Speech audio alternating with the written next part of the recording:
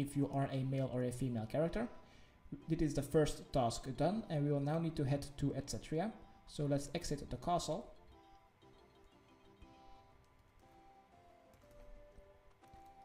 And from the castle we will need to go east. East of the island there will find the castle of Etc.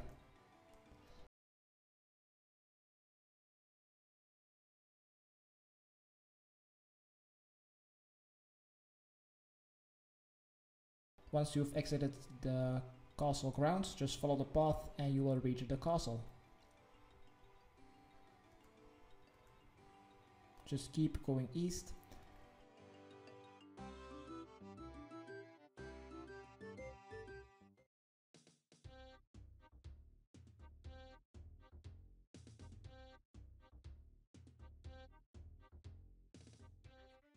Alright, when you've reached Etc., let's enter the castle grounds and then enter the castle, enter the main room, then go south, open the large door and then climb up the staircase. Go north, open another large door, and in the bedroom you will find Queen Sigrid. Talk to her, but this time you can blindly press the spacebar until the conversation is over.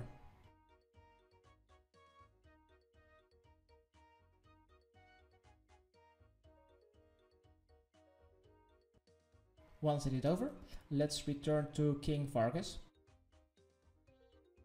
to tell him that he doesn't recognize Etc. as a sovereign country. We will need to tell him that, so let's return to the king. I will see you there.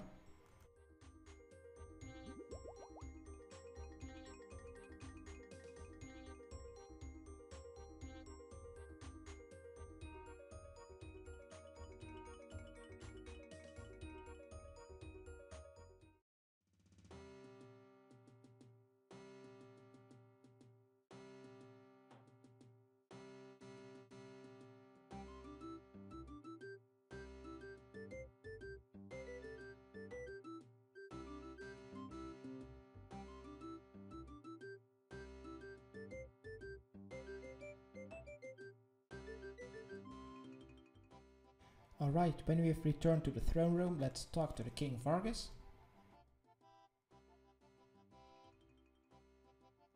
Alright, after we've skipped through this dialogue as well, we will need to return to the Queen. This time we will need to tell her that her national anthem is insulting. So I will see you back in Queen Sigrid's bedroom.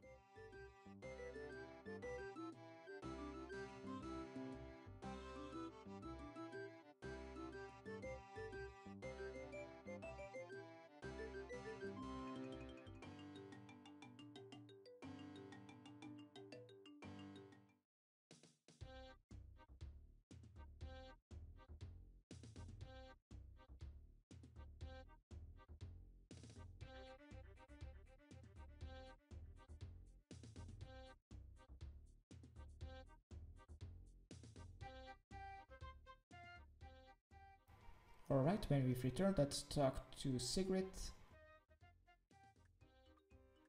And she will agree to change the national anthem, but now we'll need to find a bard. And the bard is actually the Prince of Miscellanea, so let's head back to the castle of Miscellanea and talk to Prince Brand. I will see you there.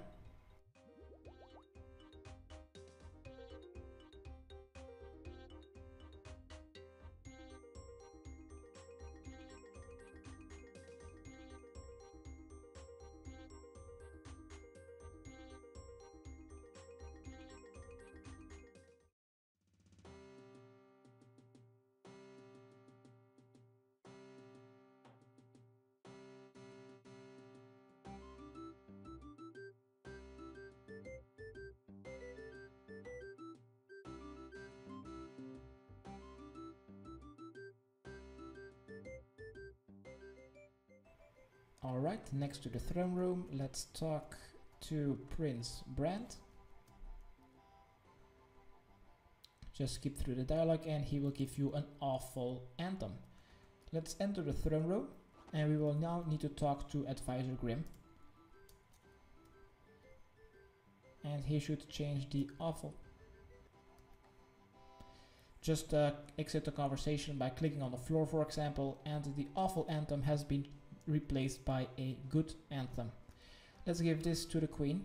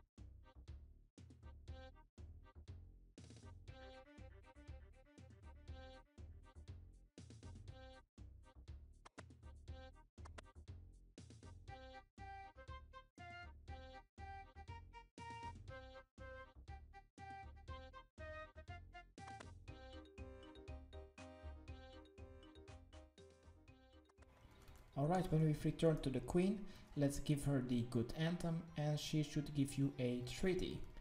We will need to give this to the King Vargas. So I will see you back all the way over there.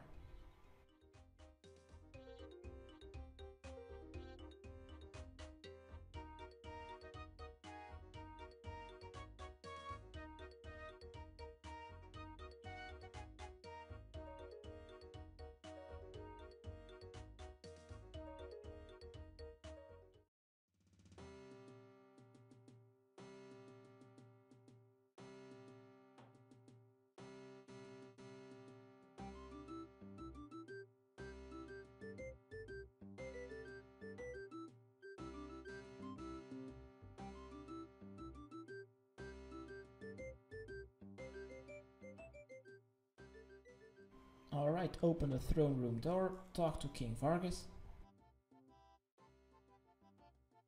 But now he has a problem because he can't sign it with his malformed hand. He will actually need a large pen to be able to sign it. So let's exit the castle once again. But this time we will need to go to the mining sign, which we have passed a couple of times. Just north of the islet, north of the path to go to etc. So exit the castle once again. Follow the path north, except by following the path east. When it splits, we will need to go north, and there we should find a mining sign and a smithing sign. Go to the smithing sign. In the eastern building we should find Derek. Talk to him. Select the second option that you have a strange request. And he will give you a giant nib. Use this almost on regular locks and you will get a giant pen. Let's give this to the king so he can sign the treaty.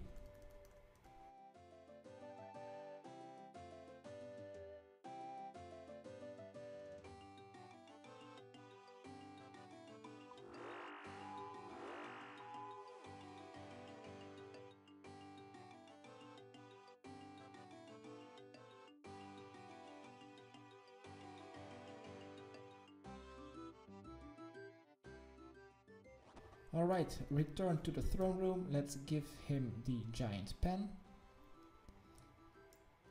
And now there's actually only one last thing that we will need to do, and that is to be accepted by the population. Now you start with 25%, unless you have killed some residents or stole from the stalls. But we must reach at least 75% favor to become the next ruler of Miscellanea. To gain the population's support, we must assist some people with their jobs, or stick with one job until you do that until 75%. So first, let's go outside, because all the jobs are outside.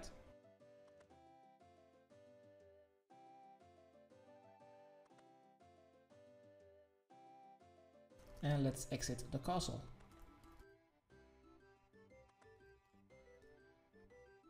The first one, this will require 10 farming and 35 herblore, and this job is to assist Gardener Gunhild in the herb garden just outside of the gas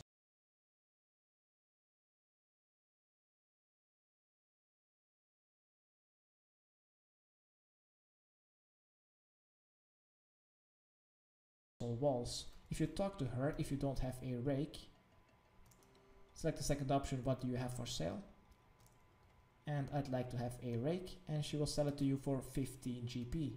Now you can use this on the flax to rake it, and every wheat raked will give you 1% favor.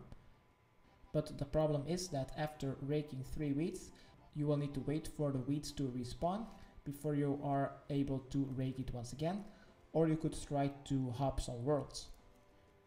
Now for the next job is a little bit east, therefore you will need to have 45 woodcutting and a good axe. You can simply chop down any of these maple trees to chop some invisible maple logs. By doing this job you will assist lumberjack Leif. You will not gain any logs in your inventory, and you will gain like 1 woodcutting experience every 3 logs or something. Every time you would cut an invisible log, you will gain 0.33% favor. This is also the most AFK one, and I'd like this method the most. I'm also going to stick with this job until I have reached 75%.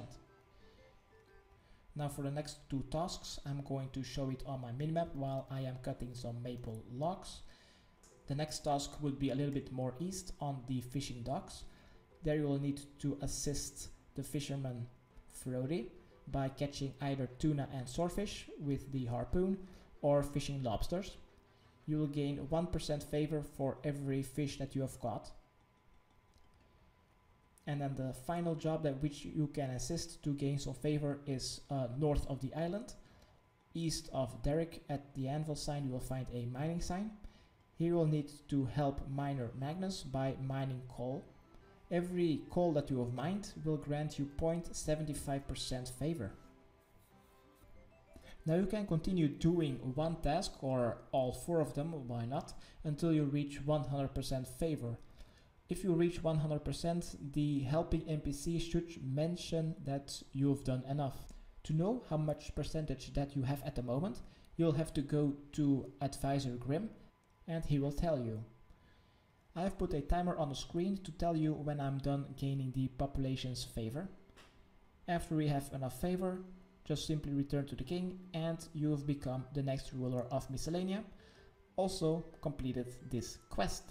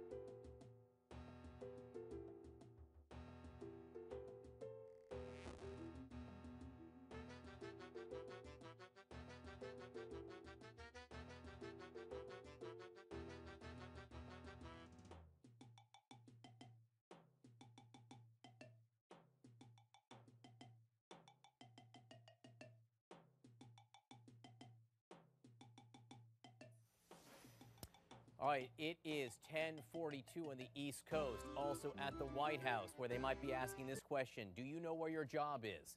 Joining me now, CNN political analyst and White House reporter for the Washington Post, Josh Dawsey. Josh, I want to do a dramatic reading from your Twitter account from just moments ago. Senior White House person messages, something is going to happen today. I just don't think anyone knows what it is. What does that mean?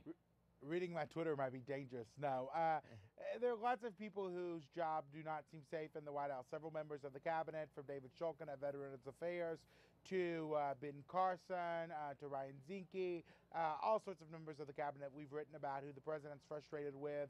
H.R. McMaster, the president, we reported last night, has decided to push his national security advisor out, though there's no timetable to find on that.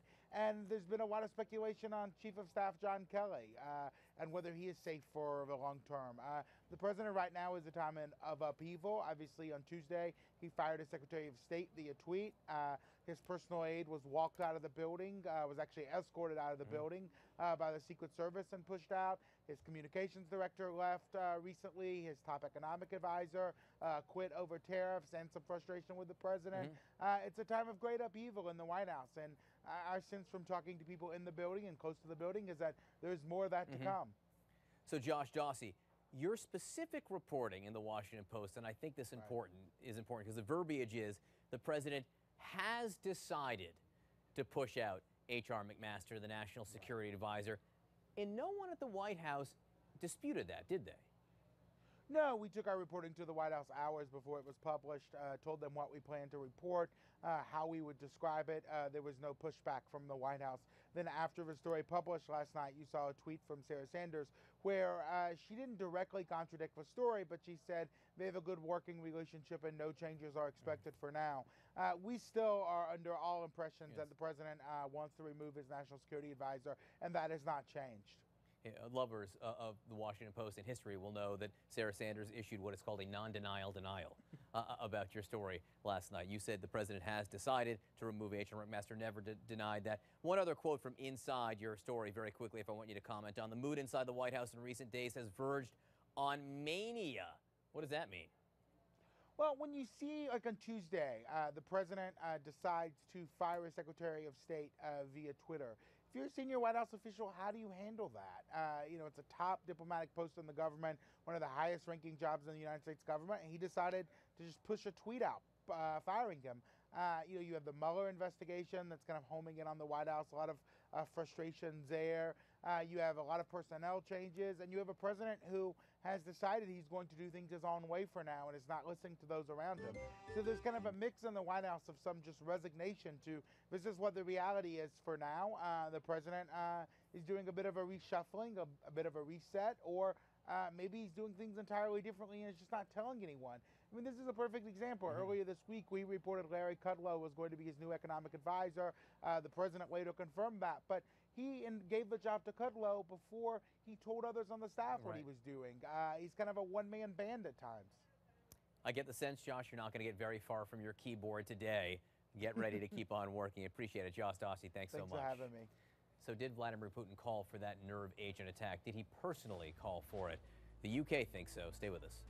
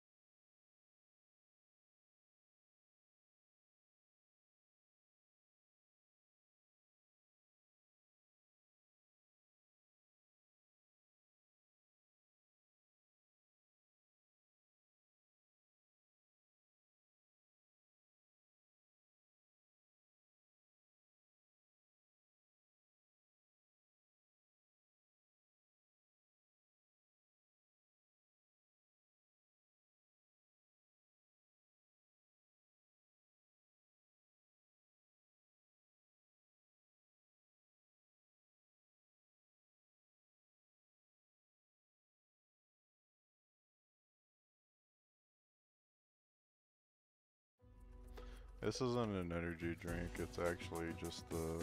What is this?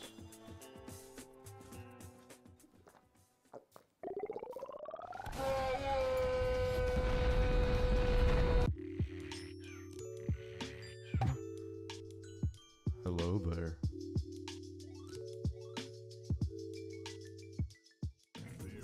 I'm looking at the most bought items for Volibear, and it says for pro players, and it says number 3 is Trinity Fusion. That means they just have Ornn on their team 50% of the time they buy it. This is Static Shiv. What the fuck? This is not right. That attack in Salisbury. Our Nick Robertson live in London with the details here. Nick, good morning. Yeah, good morning, John. I mean, the fact that we're seeing the investigative team there back at the site where the 2 people were found, Sergei Skripal and his daughter Yulia, were found Sunday 2 weeks ago. So this is now 12 days and they're still back searching around that same park bench. Really gives you an idea of just the intensity and the scale and the scope of what's going on. We're told some of the business premises that they visited, a pizza restaurant and a pub, may remain closed to the public for months because of apparent contamination concerns. That coming today, as we heard from the British Foreign Secretary, saying that he believes, and I think we have to understand that he's probably had briefings from British security officials, but he believes that the order for this attack could have come all the way from the top, Vladimir Putin. Our quarrel is with Putin's Kremlin and with his decision, and we think it overwhelmingly likely that it was his decision to direct the use of a nerve agent on the streets of the UK, on the streets of Europe, for the first time since the Second World War. Well, Boris Johnson has a bit of a track record in the UK for tossing diplomatic hand grenades, and that's what that appears to be. That's certainly the way that the Kremlin is responding to it. Spokesman for Vladimir Putin calling this shocking and unpardonable diplomatic misconduct. That has to be taken on balance with what the British, the White House, the French and the Germans are saying, is that actually Russia was responsible for the unconscionable use of chemical weapons on the streets of Britain. But the narrative here at the moment is that the Kremlin has slowed things down. Putin has not yet expelled any British diplomats, as the Foreign Ministry said that they might, and still no response to those sanctions coming from the United States. Putin has things where he seems to want it, slowing it all down, John. All right, Nick Robertson, we were watching very closely. Thanks so much, Nick. Shock and heartbreak kick off the first full day of March Madness. That's next. In our hearts. One time.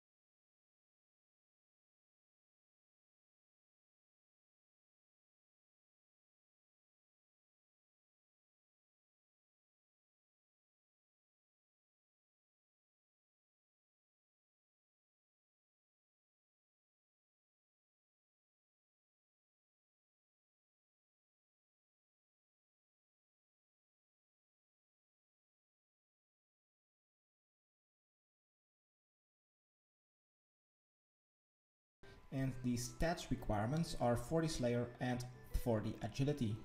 Also, you must be able to defeat a Combat 150 monster. Items needed is 5 coal or a pickaxe to mine it yourself during the quest, some foods, armor and weapon to kill the Combat 150, which uses melee if you're standing close and ranged if you're standing from afar. You will also need a couple of super anti-poison doses for the boss battle. Now there's actually no need to bring your armor and weapon for like the first 5 minutes of this quest, so to reduce some weight I'm just going to note them all. And then also going to bring like 2 stamina potions and busted. Coy Wire has more. Hey Coy. Hey, good morning to you, John. 13 seed Buffalo playing 4 seed Arizona, the Pac-12 champs, and head coach Sean Miller has several future NBA players on his roster, including a potential #1 overall pick. Buffalo might not have any future NBA players, but the Bulls' heart and spirit stomped Arizona's talent. It was the school's first ever NCAA tournament win. No more Pac-12 teams remaining in the tourney. All 3 of them eliminated by teams from upstate New York. There it is, Buffalo, baby. The players, they let a certain former president know that they saw who he picked in his brackets. I seen that ex-President Barack Obama, he picked Arizona to beat us. And I just want to say, President Obama, I'm sorry, but I had to. Should have chose the handsome guys. Looking good, guys. The cold in Buffalo didn't stop fans from celebrating. and some weight reducing armor. Where to start this quest is at the same quest start of Throne of Miscellanea, but except by talking to the king, we will need to talk to the advisor. Talk to Advisor Grimm. Select the second option. Has anything happened in the kingdom recently?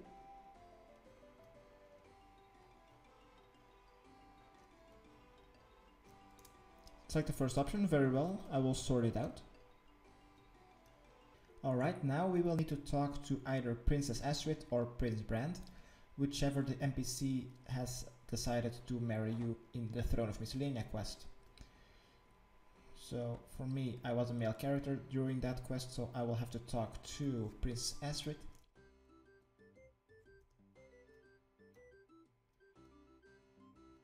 And after talking to him or her, you will trigger a cutscene.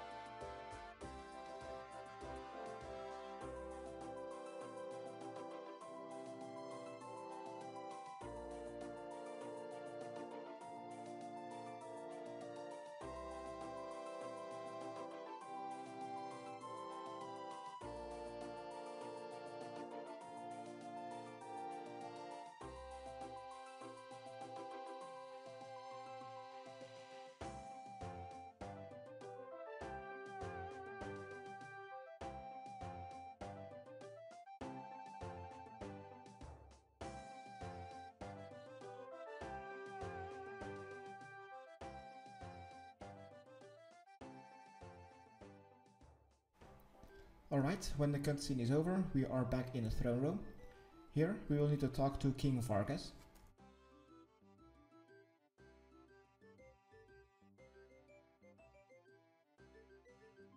Let's select the first option right away, Your Majesty. And let's now exit the castle. We will now need to talk to some civilians, actually one to be exact. Doesn't matter which one, but I'm going to talk to the nearest one, which is Gardener Gunhild. This NPC is located just outside of the castle walls, next to the herb sign on your minimap. I'm going to talk to her.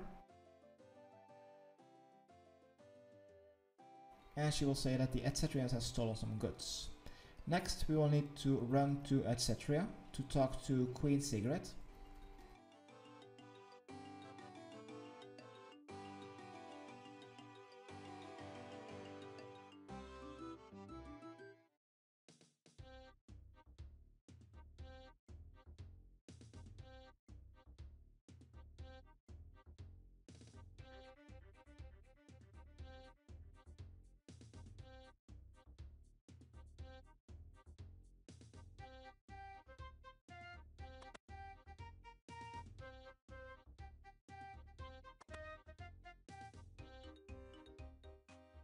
Alright, here in Queen Sigrid's bedroom, let's talk to her.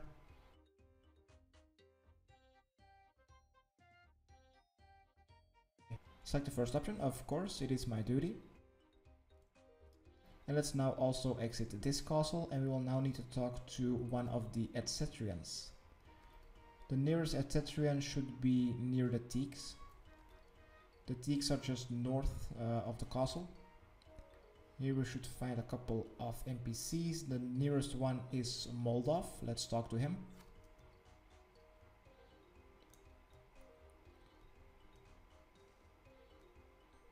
Alright, after we have spoken to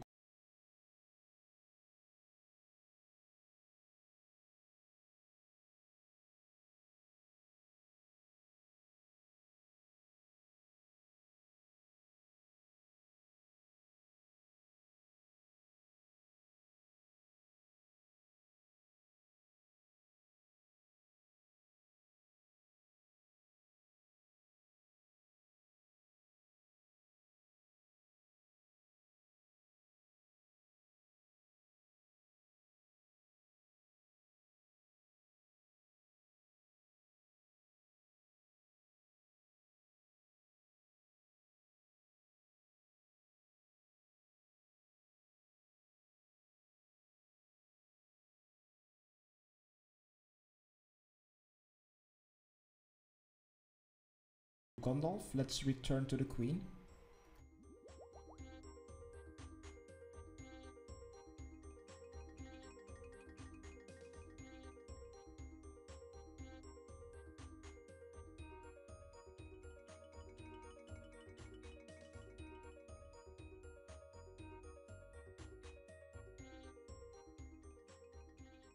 First option, me.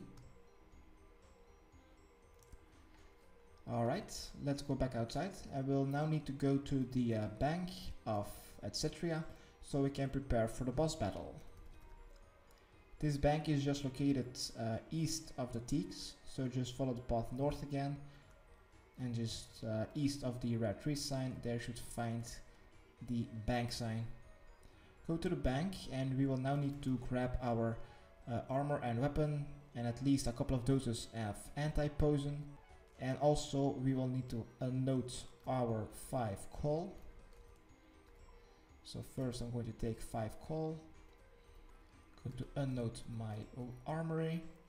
Going to unnote my food. Aside from that, I must bring some anti-poison doses. I'm going to equip my armor. Going to deposit my weight reducing armor. And now I must also have at least 9 empty inventory slots in my inventory. I have that right now, and from this point onward I will just need to go to return to King Vargas.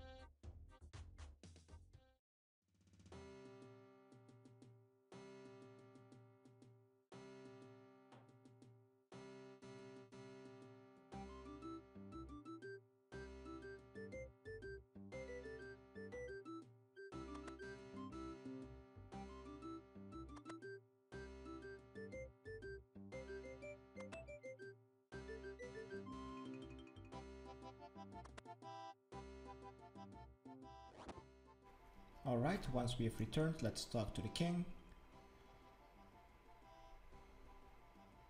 Skip through the dialogue and he will redirect you to the advisor.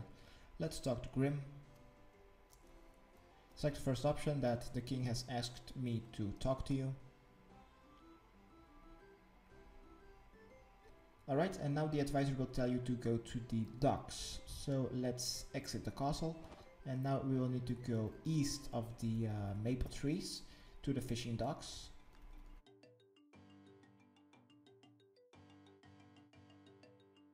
So simply exit the castle, just keep going east, go through the maple tree forest, just keep going east, and there you should find a transportation sign and fishing sign, just a little bit southeast of the maple trees. Go onto the docks and we will need to go to the transportation sign. Just walk onto the boat. Okay, he's not on the southern dock right now, but apparently he's on the northern dock for me. Here we should find a sailor in blue. Let's talk to him.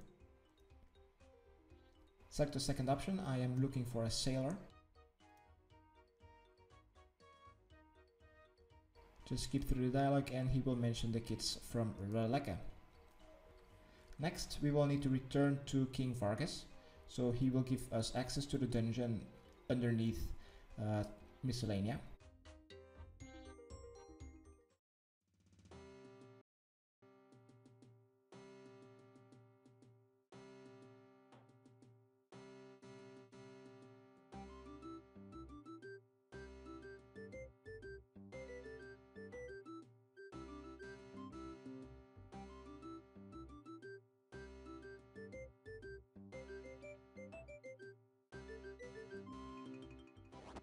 Alright, return to the throne room. Let's talk.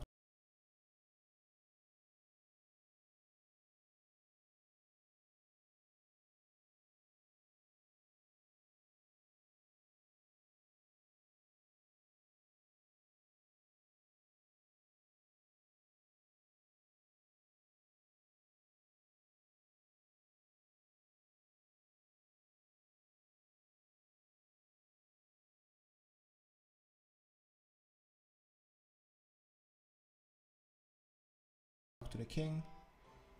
So skip through the dialogue and he should give you a letter or a scroll. Once you have this, let's exit the castle once again. And once you've exited the castle, we will need to go immediately south to the dungeon sign. Once you are here in the dungeon sign, let's talk to the guard next to the ladder.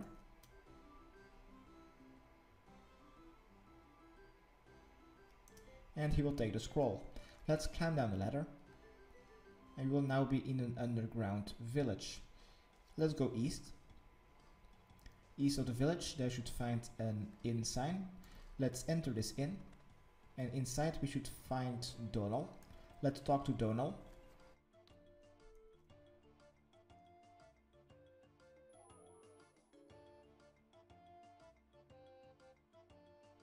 Select the first option. Of course, dealing with monsters is the best that I can do.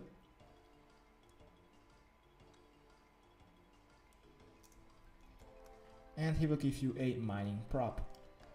Let's exit the inn, and now we will need to follow the path north and exit the village north. We will now need to follow this path north to the wall, and there you should find 2 NPCs. And next to the miners we should find a crevice where we can squeeze through. But first we will need to use a mining prop on it. Once you've wedged it in, let's squeeze through the crevice. And you'll now be in this small room. Next to you, you should find 2 crates. Let's take 3 beams. Then take 3 pulley beams from the crate next to it. Then also take an engine. Alright, and now let's go to the northern crate. Take the lift manual from that crate, as well as click on the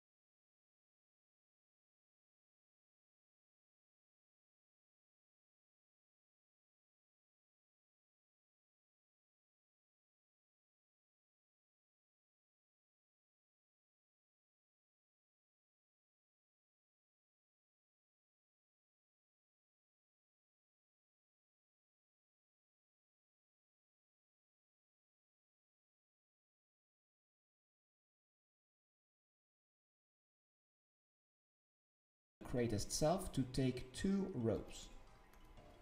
Let's read the lift manual, then close it. First, let's fill the engine with 5 coal. If you do not have your coal and you've brought your pickaxe, here are 4 coal rocks. Just start mining them and adding them to the engine. Alright, here on the eastern wall we should find a broken scaffold.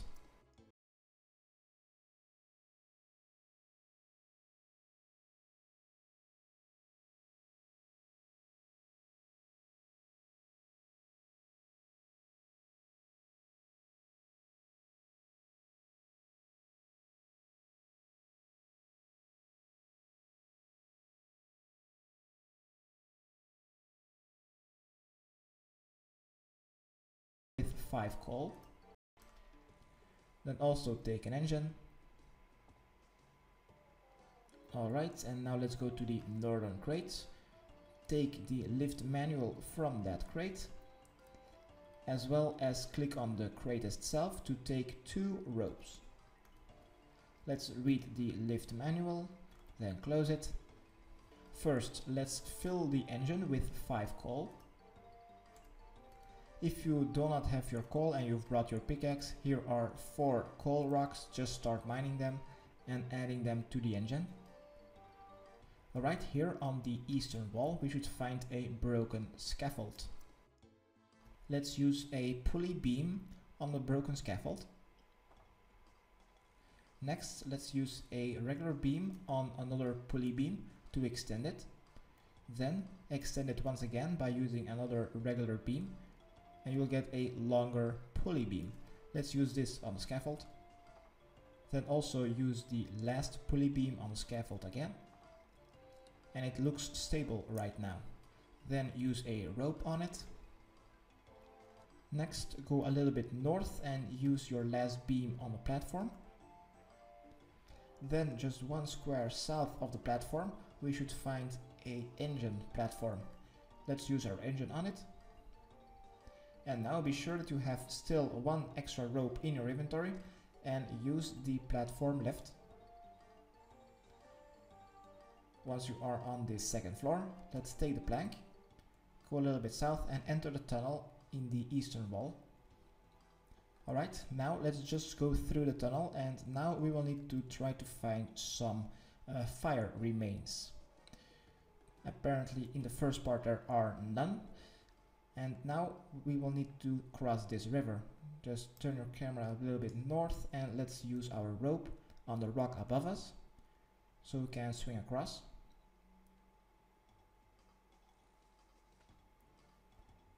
Next, let's continue the dungeon and look for some fire remains.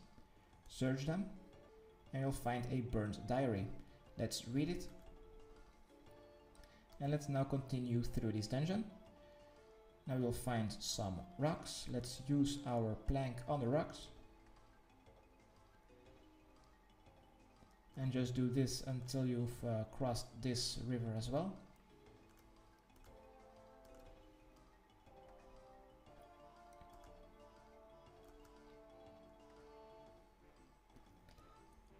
Alright, now we'll need to find another fire remains. Let's search this one and we'll add them to the diary. Let's continue through this dungeon, look for some more fire remains.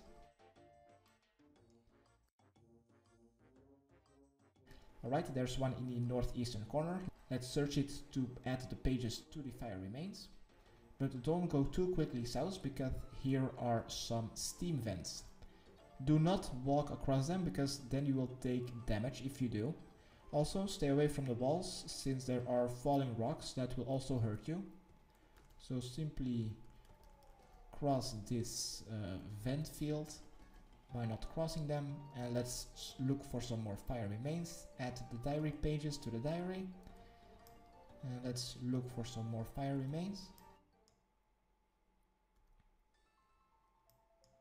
Alright, here's another one. Let's add that page, and I think that is the last one. Let's read the burnt diary. And if you skip through it and you've got all the 5 pages, let's now squeeze through the crevice.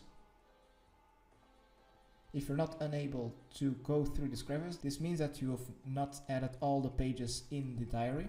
You will need to look for all the fire remains once again to find the missing page. Once you went through this crevice, you will see this cutscene.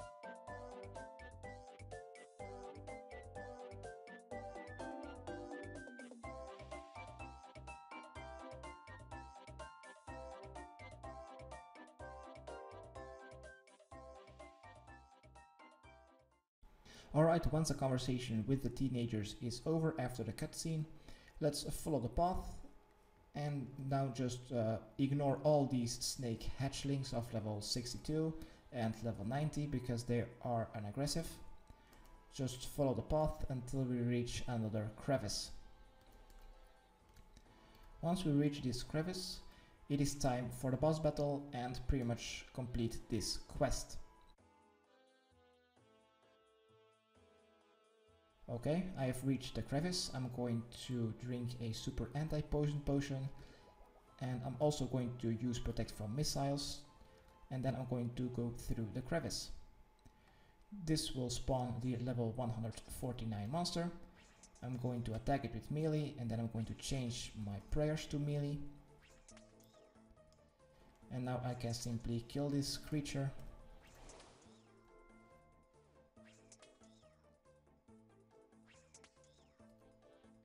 If you have not brought a prayer potion and you think you will not be able to kill it with your current prayer points, you could simply just flicker it. It isn't really a hard boss, it only has 100 hit points.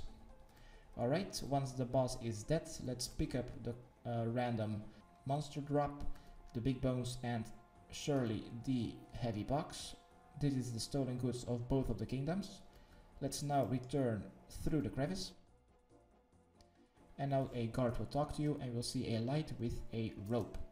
Let's climb up this rope to go through the hole where the light comes from and we'll now be on Etcetera. Let's go north and enter the castle of Etcetera so we can talk to the queen.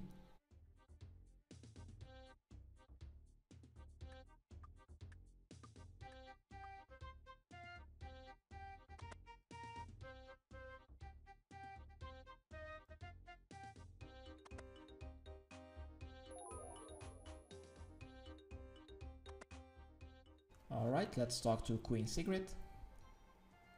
You will give her the heavy box in trade for like 20,000 GP. Alright, now you have an empty box and a ladder. Let's now go to the bank of Etcetera so we can deposit our heavy armor. And then we just need to return to King Vargas to complete our quest.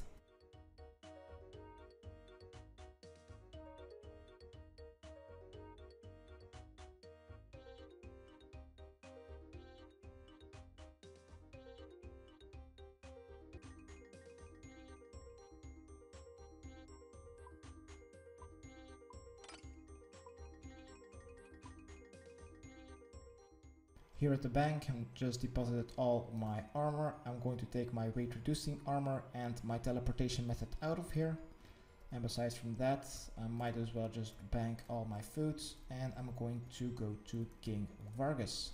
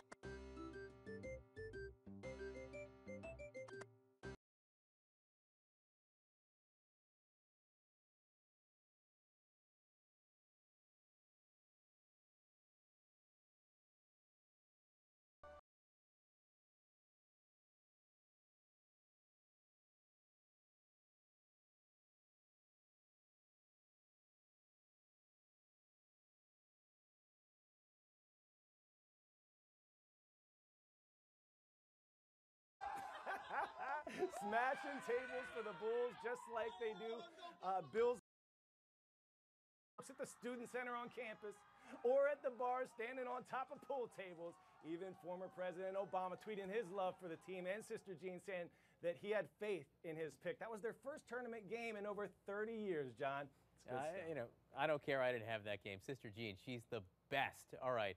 Coy Wire, thanks very much. You know, Buffalo, by the way, hasn't had much to celebrate since you left the Bills, so I'm happy for them as well. Thanks so much, Coy. All right, and thank you all so much for joining us today. A lot of news. That's it for us at this hour. Picks up right now.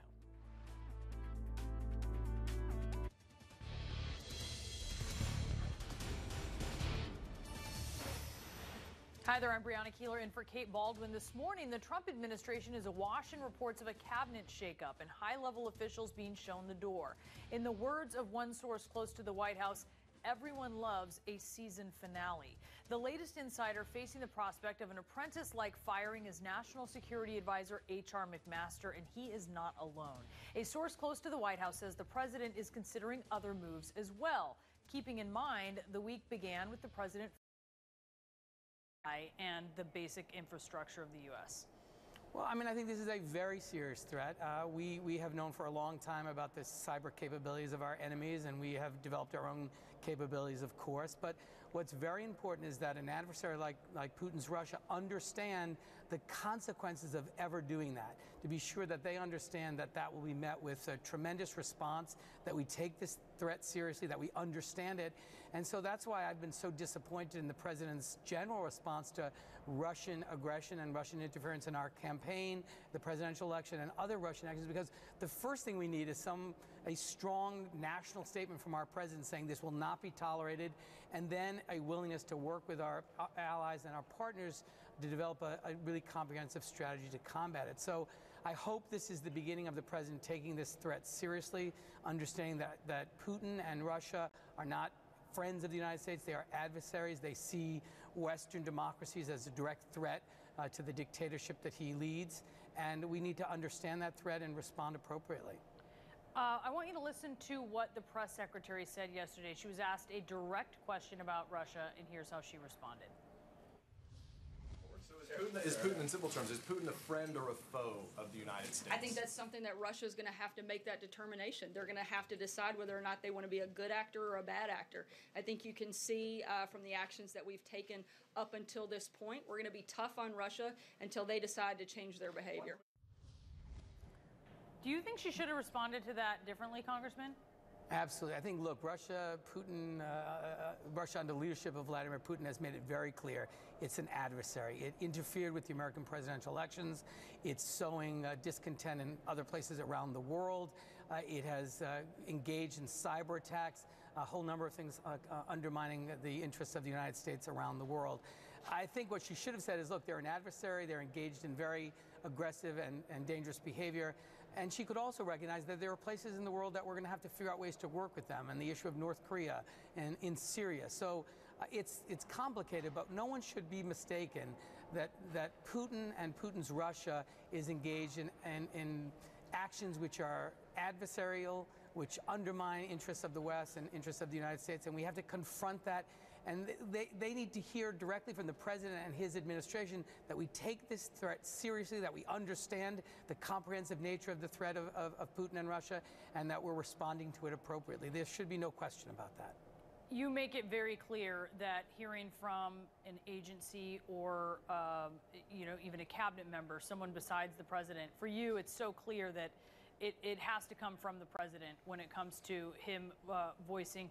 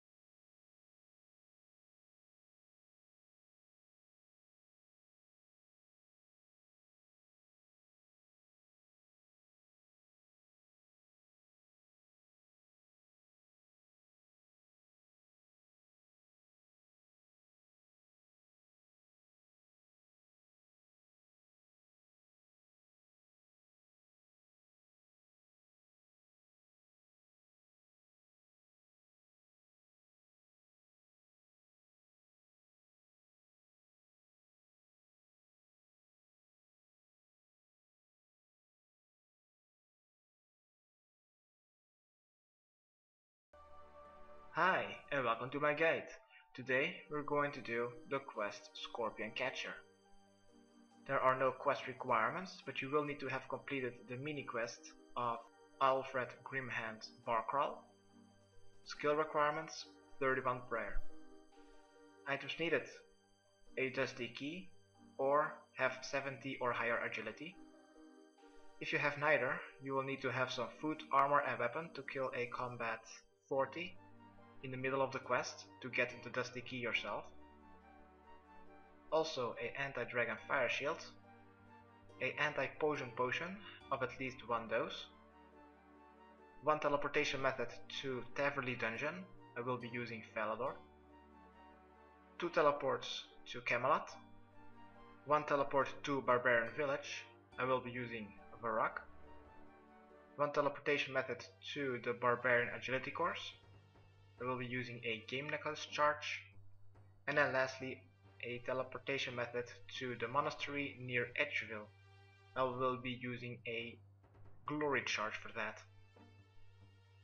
And then also some food to pass monsters up until combat 172.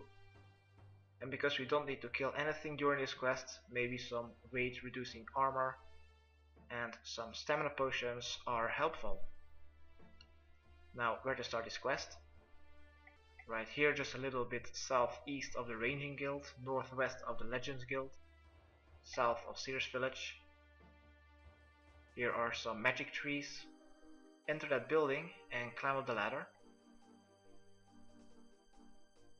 Then on the second floor go a bit southeast and climb up the second ladder to the third floor. Then go to the western side and then climb to the fourth floor. And here you should find a wizard Thormac. Talk to him. And select the first option. What do you need assistance with? Then select the first option. So how would I go catching them? Then select the second option. Okay, I will do that. And he will give you a scorpion cage. Now you'll need to go to Sears Village to talk to any of the Sears. So go back to the main floor. These Sears will give you the location of the first scorpion. So exit the tower and then just simply run north and go to Sears Village.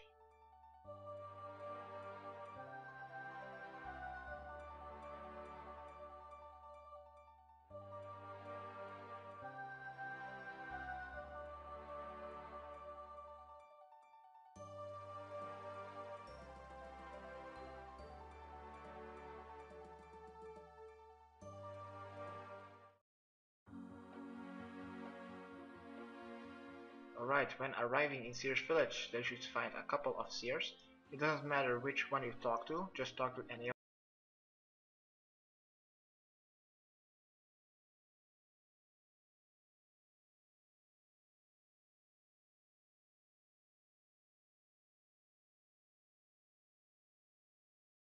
them. And then select the first option. I need to locate some scorpions.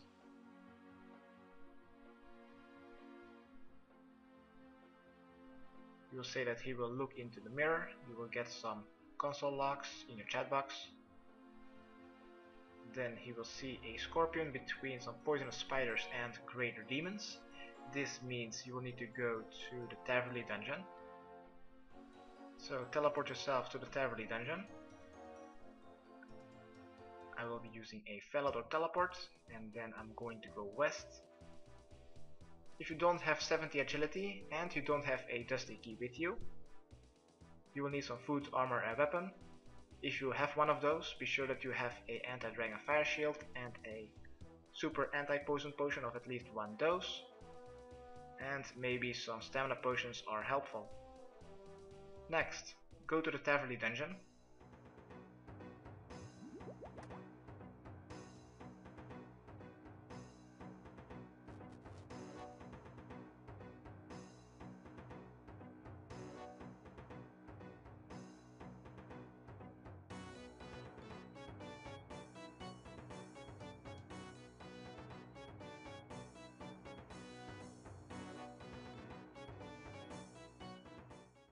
Alright, here at the Taverly dungeon, enter it. Here you should find an obstacle pipe a little bit east of you, but if you go a little bit west, you will find a small room just west of the stairs. Here is the carried scorpion. We will need to get this scorpion, but to get to this little place we will need to go either through the obstacle pipe or go through this little gap in the wall here, but this requires 70 or 80 agility. If you don't have those agility levels, you'll need to go straight, you will need to go north.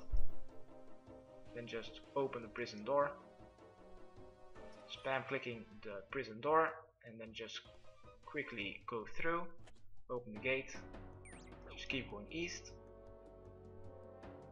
I will put an annotation on the screen if you have 70 agility, and you can just simply skip this part. If you don't have the agility levels, just keep following me. Just keep going through the entire Taverly dungeon, past some black knights and some magic axes. Just keep going, just keep following the dungeon, past some poisonous scorpions and a chaos dwarf. Just keep going south. Keep going south, don't mind the bridge, just go to the hill giants.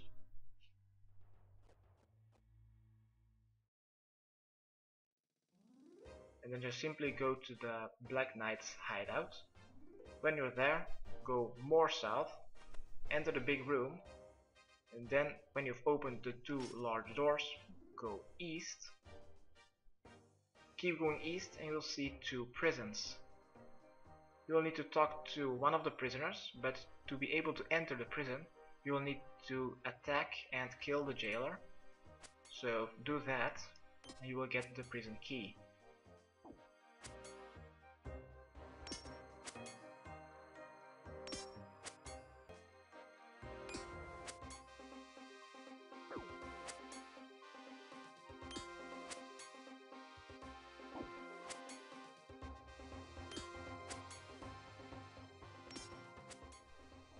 Alright, when you've killed a jailer, he will drop a jail key. When you have this, go to the southern prison and use your jail key on the door. You will enter the prison and talk to Valrak. Then select the first option, is there anything good exploring here? Then say yes please, and he will give you a dusty key. If you want a second one, just talk to him again. Just select the same options. Yes please, and he will give you a second one. Alright, you may drop your jail key and open the door and go back outside.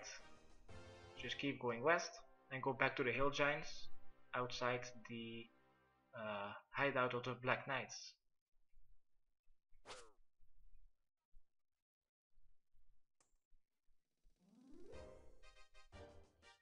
Back at the hill giants, just keep going back to the poisonous scorpions and the chaos dwarfs. There you should find a little bridge across the lava.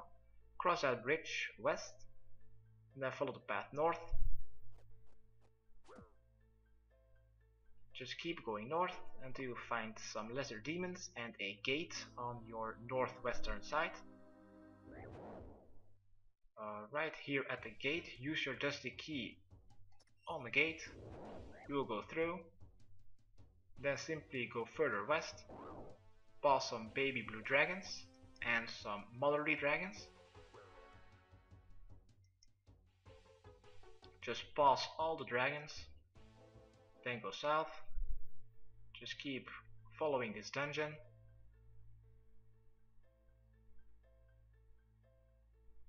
Here at the black demons, just keep going straight, just keep going north, and you have arrived to the little room where the carrot spider is. To enter this room, you will need to search the odd wall on the northern side, but look out for the poisonous spiders. They are combat 64 and poisonous, so be sure to drink your anti-poison. When you've entered the room, just simply use your cage on the carrot scorpion, and this is one of the 3 already catched. Now you should simply teleport back to any of the seers in Seers Village, and we will get the second and the third location of the third and the second scorpion. So when you're back in Seers Village, talk to any of the seers.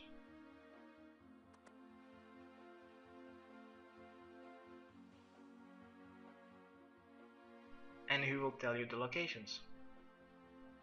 We will now need to go to the Barbarian Village, so I will be using a teleportation method to Varrock. And I'm going to run west to Barbarian Village. Now, if you want to reduce some weight, I suggest banking your anti-dragon fire shield, because you don't need it anymore.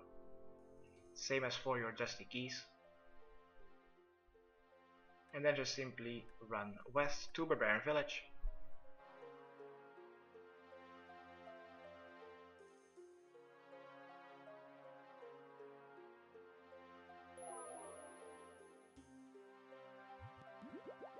Barbarian Village. And he says that agility course, agility arena, and I've pretty much already there. Go to the back of the assault and enter the Barbarian Agility course. Then here in the northeastern corner you should find another door or gate with a chicken inside. Also inside is a carrot scorpion. Use your scorpion cage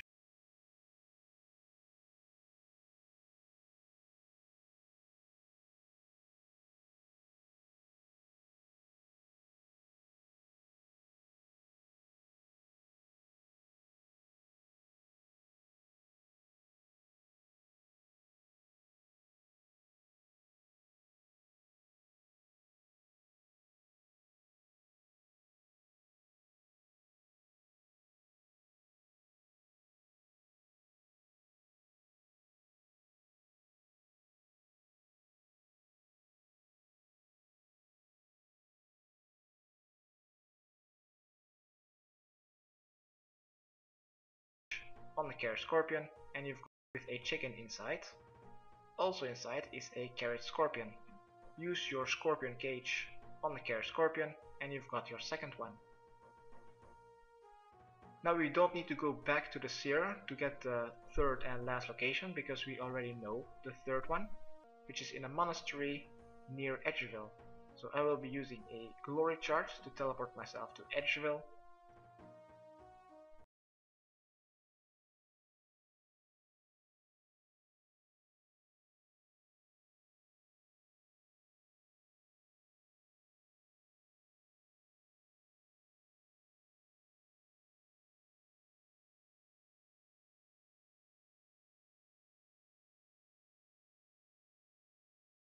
And go to the monastery.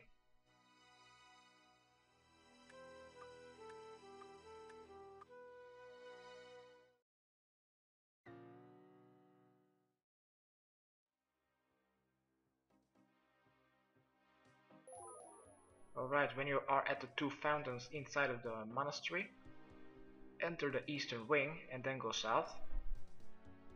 Climb up the eastern stairs. Above Langley will stop you. Just select that you want to join his order, and then he will allow you to go up the ladder.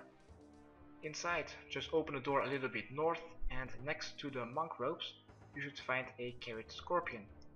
Use your cage on the scorpion and you've got the last one. Now just simply teleport to Camelot and return to Thormac to complete your quest.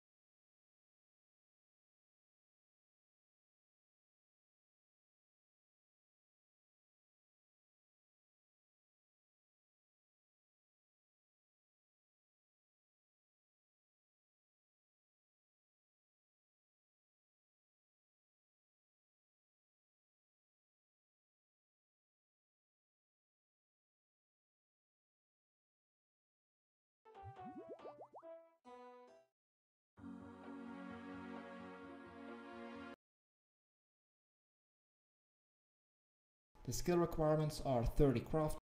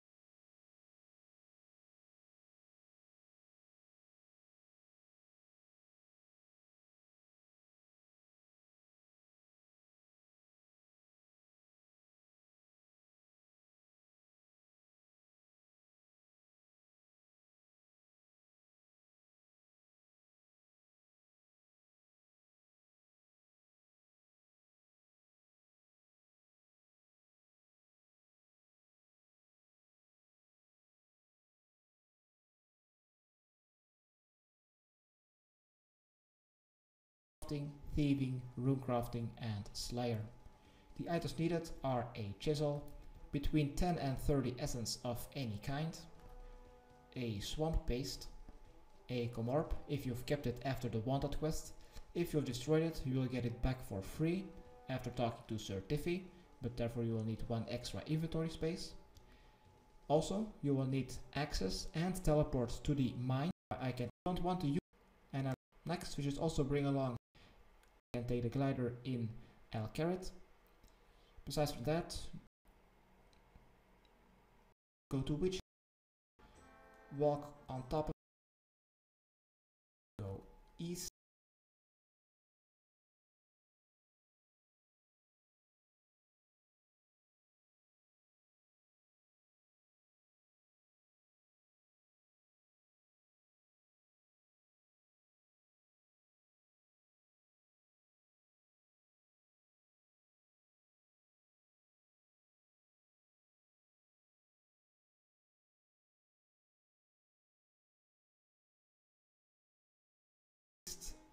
and go to Witch Haven.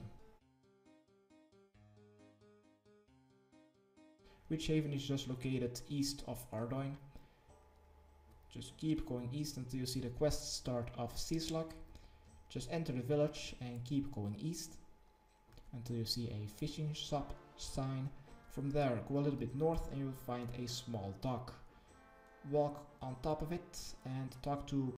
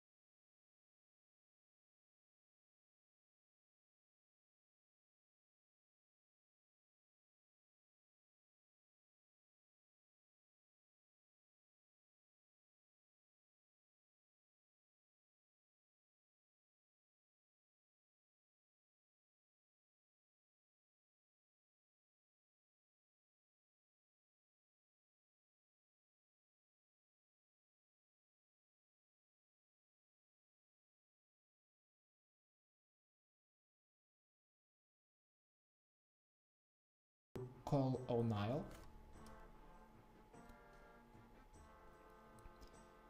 Keep pressing the spacebar and then select the first option. What is the mission?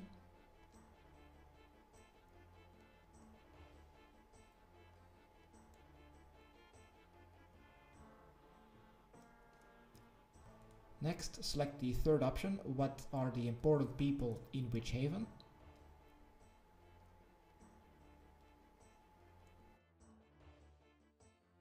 Alright, after that, just select the fourth option. That is enough for now. Next, let's go a little bit southwest. And we'll now need to enter the prayer building. The building just located southwest of the fishing shop. Enter it, and inside we should find the NPC called Brother Maledict. Talk to him. Just keep pressing the spacebar.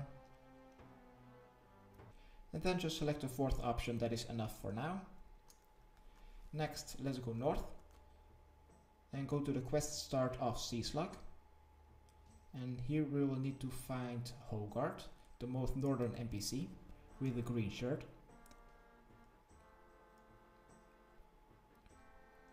Keep talking to him and he will tell you that the mayor has confiscated his boat and given to Jeb.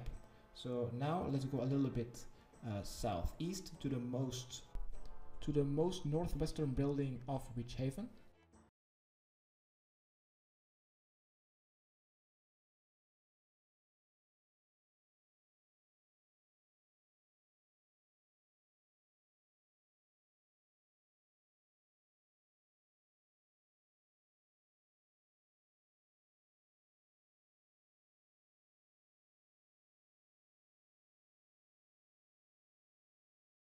Enter it, and inside we should find Mayor Hobb.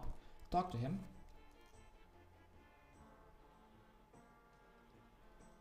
Then just select any option, doesn't really matter which one.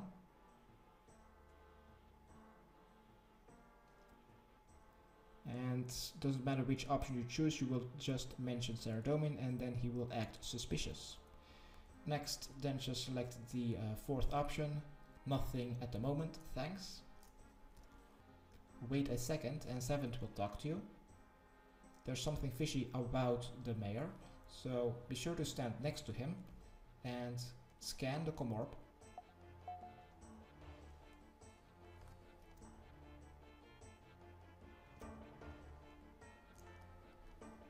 Alright, next, go back east and return to the colonel. Go back to the dock and report what you've learned. So talk to him again.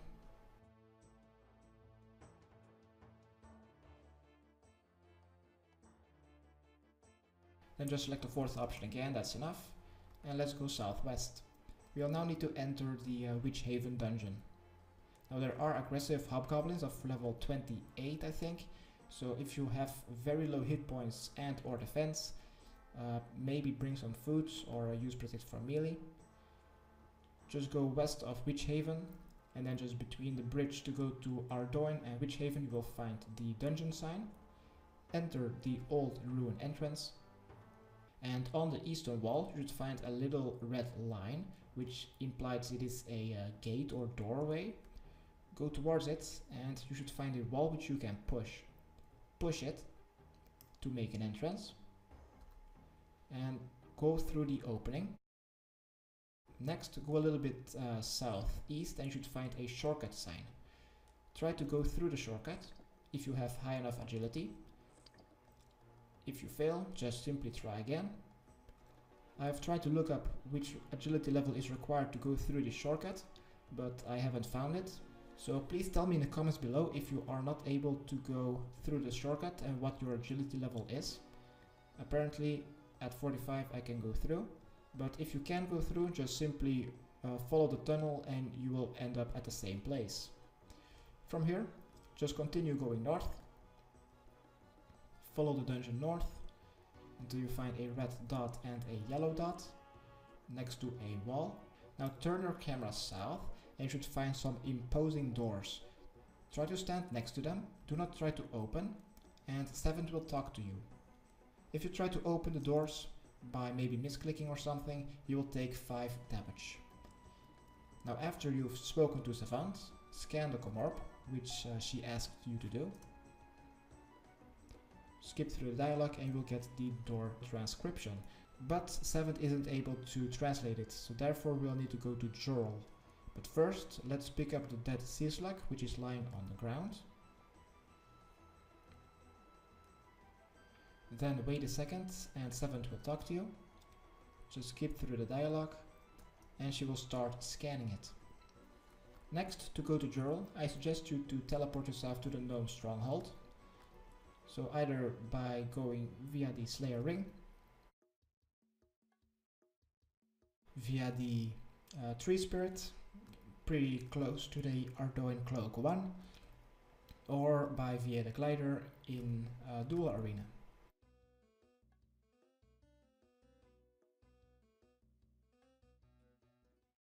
Now Jorl is simply located south of the known stronghold, so just like in the Making History quest, just keep going south.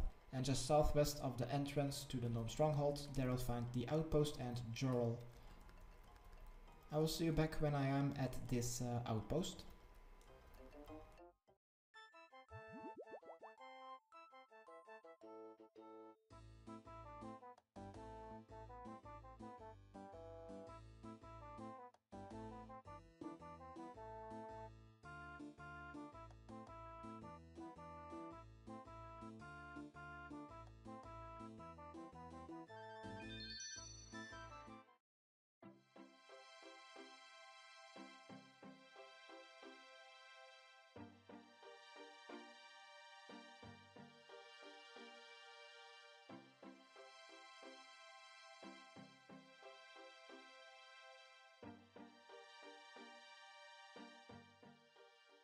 Alright, when you've arrived to the outpost, talk to Jorl and let's start this long conversation. Just keep pressing the spacebar.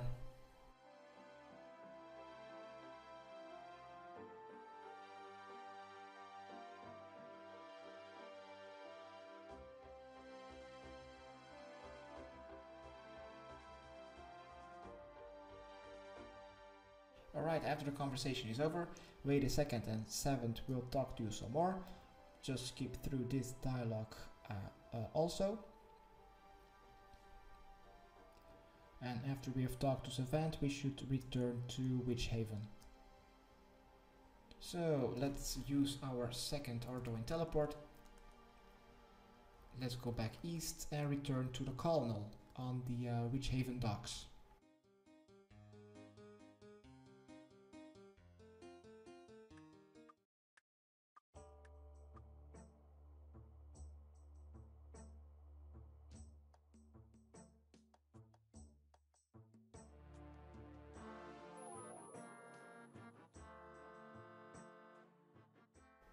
Back on this little dock in Witch Haven, let's talk to Call O'Neill. Skip through the dialogue and he will say that you will need to talk to the brother again. So let's go.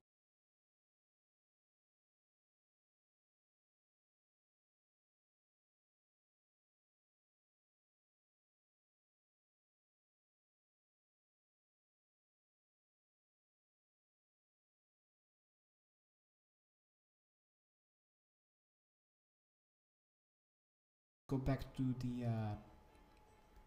monastery building just southwest of the fishing guild or the fishing shop.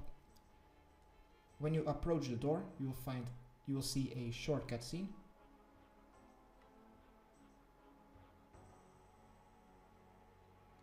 Alright, let's enter this building and talk to the brother.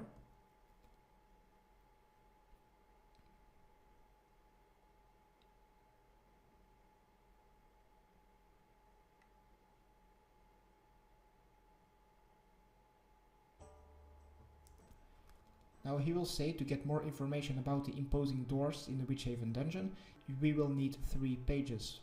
Now we will need to find them, which are scattered around Witch Haven. So first let's go to the mayor's house again, just a little bit northwest. Open the large doors and search the study desk next to the northern wall. And you will find page 1. Next, let's go east and go to the fishing shop. Enter it and talk to the owner.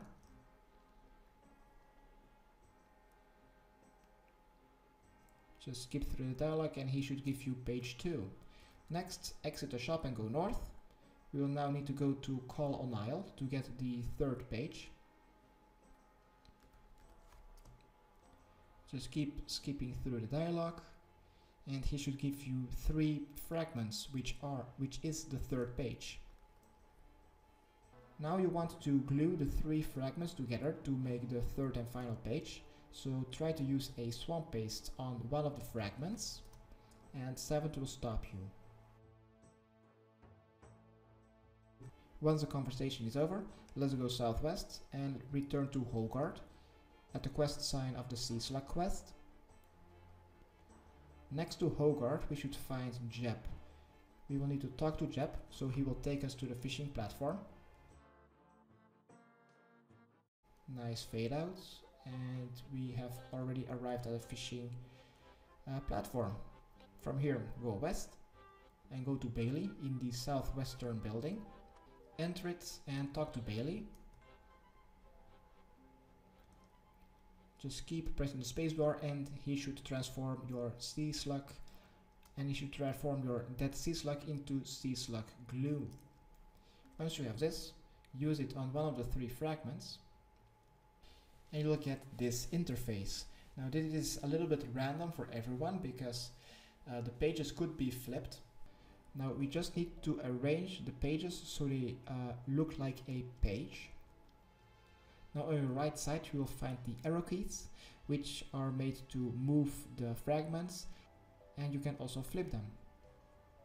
But I find it quite helpful to first flip them so I can see this flower looking thing on one of the fragments. This makes it a little bit more easy for me to do. So first show all 3 of your pieces and then deselect everything except for the first piece, which is the one with the flower in it. Now if you want to flip your own pages, just use the small button next to the right and the down arrow keys. The first piece needs to be on the top, which is the one with the flower. And the text, the little bit of text that is on it, will need to be on the bottom.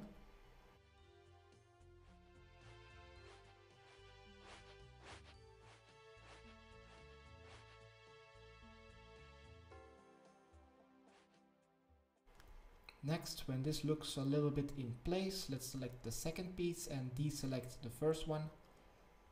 And then just rotate and maybe also flip it so that the longest side is on the bottom, and then just move it on the right side of the page and then place it so that the text is nicely next to each other. And next, just deselect the second piece and select the final piece, and this one needs to be placed at the bottom. So let's first flip it and rotate it so that the longest side is on the left side.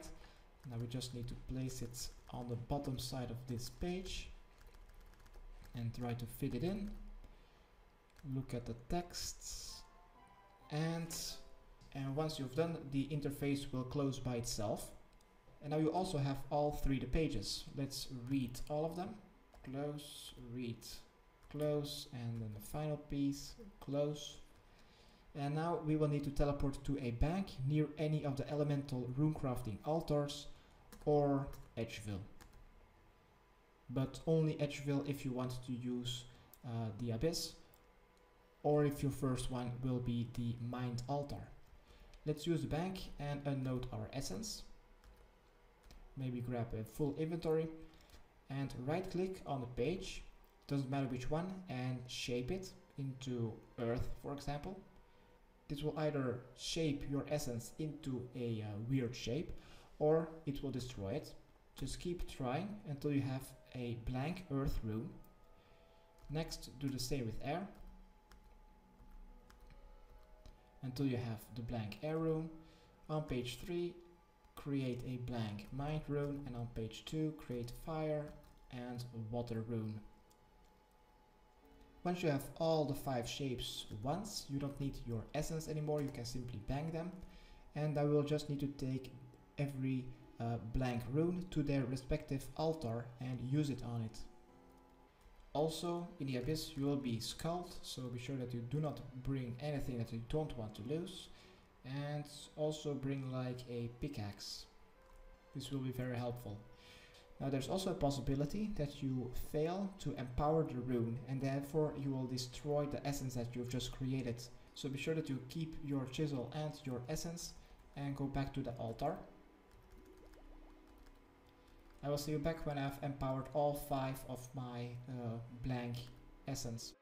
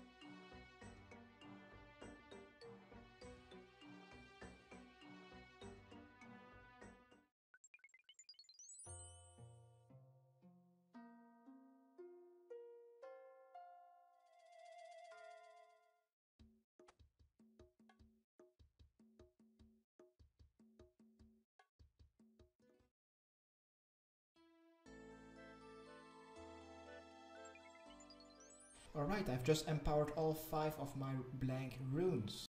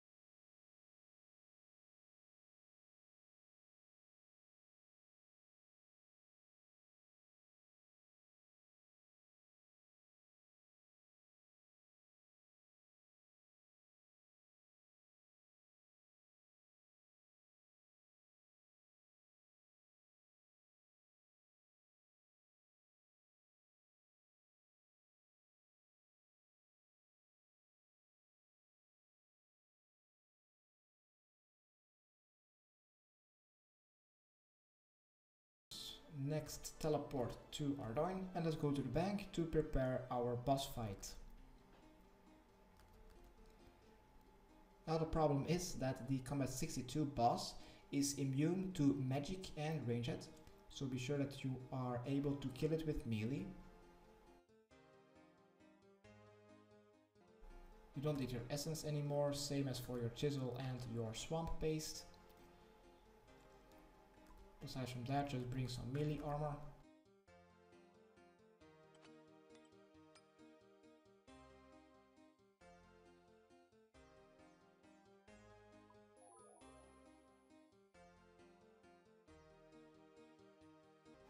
Some food, and let's go south and go to the bridge to go to the Witch Haven dungeon.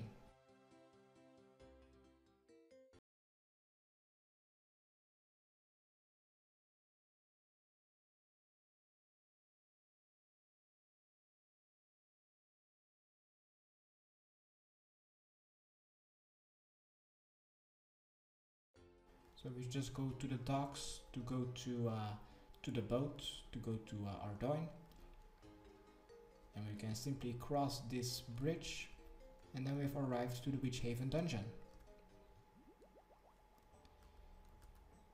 Enter the old ruins.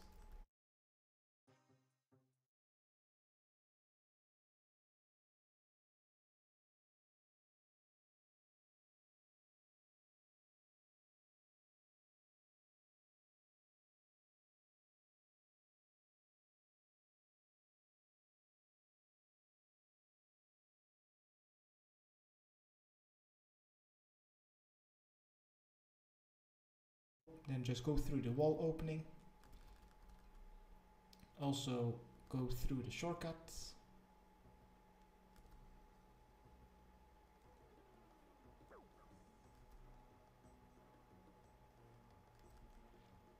And go back to the opposing doors. When you're back at the opposing doors, just use your 4 strange shaped runes on it.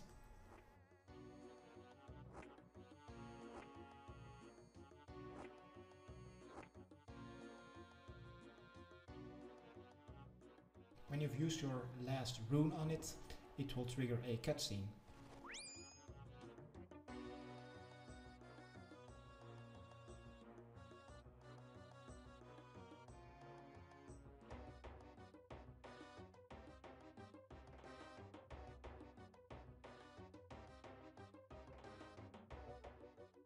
Alright, just simply kill the combat 62.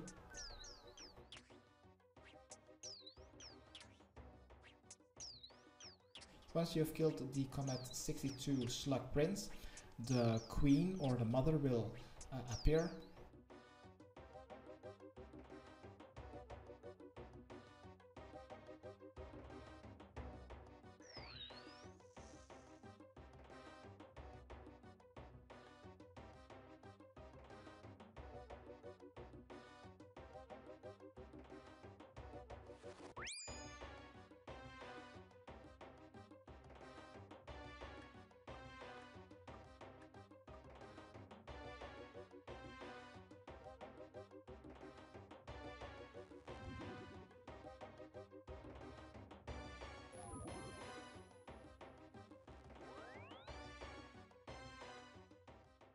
Alright, after the cutscene is over, you will be teleported back to Falador.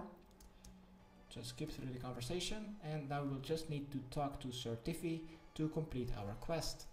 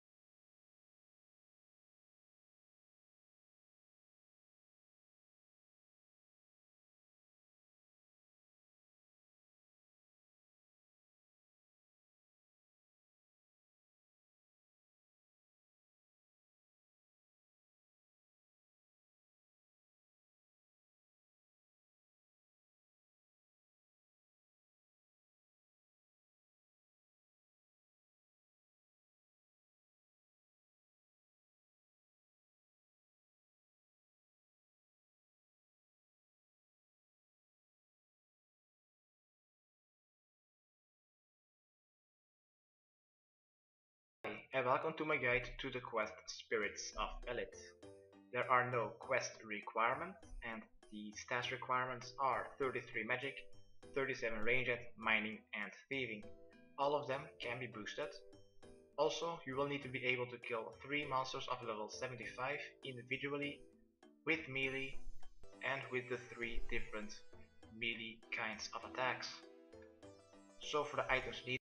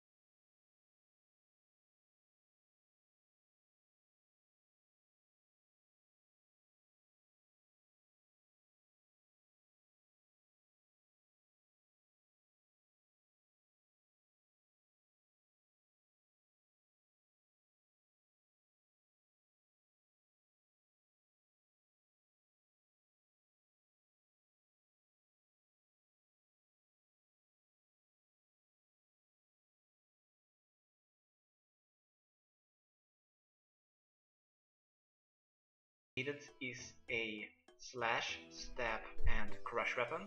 For slash I will be using a scimitar. You could also use any kind of sword. For stab I will also be using a scimitar, but I'm going to put it on controlled. Other examples for a stab weapon would be a dagger. Then for my crush weapon I will be using a battle staff. Other examples of a crush weapon would be a pickaxe, a granite maul, a barrel just anchor, or a god sword. Then you will also need 1 law and 1 arrow, 1 needle, 2 thread, any kind of pickaxe that you can use, a rope, any kind of bow and a couple of arrows, a knife, any light source. What might be helpful is 1 or 2 warrior skins. There's some food and armor for the boss battle. And what's also helpful to speed up the quest is 1 stamina potion and 1 Narda teleport, but those aren't required. Then what you also will need is at least 4 empty inventory slots in your inventory at the start of the quest. Where to start this quest is in the most eastern building of Narda.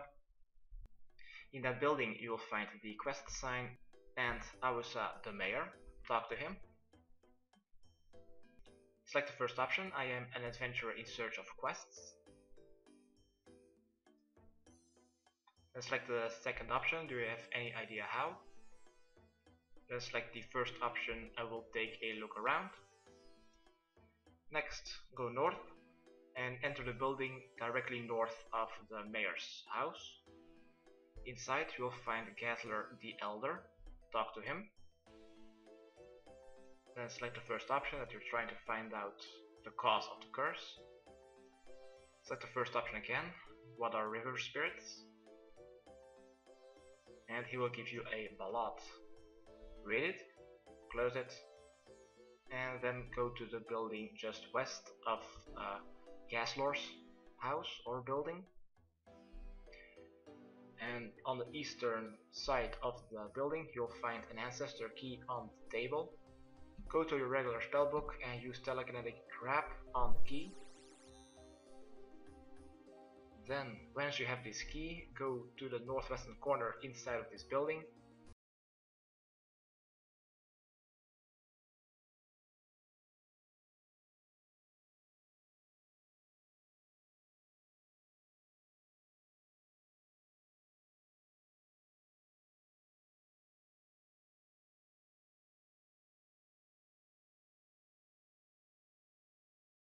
And search the northern cupboard.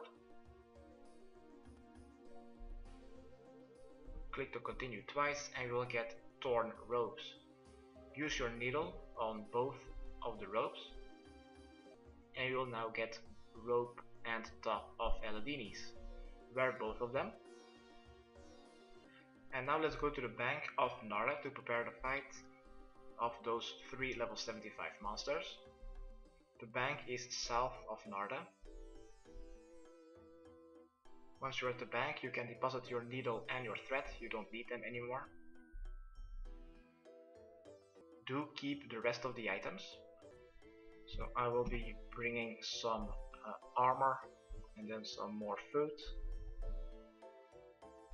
And besides from that, let's go north. If you think you're ready to kill those 3 monsters. So just keep going north. Back to the temple. Just keep going north-northwest. Pause the cooking range sign. Now just keep going north-northwest until you see a river, and we will need to follow that river north until we see where the river starts. Maybe drink a stamina potion dose. And when you see the river, just keep going north.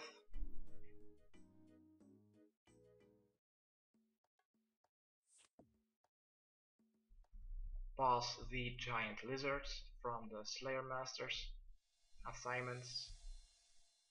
Just ignore everything and just keep going north.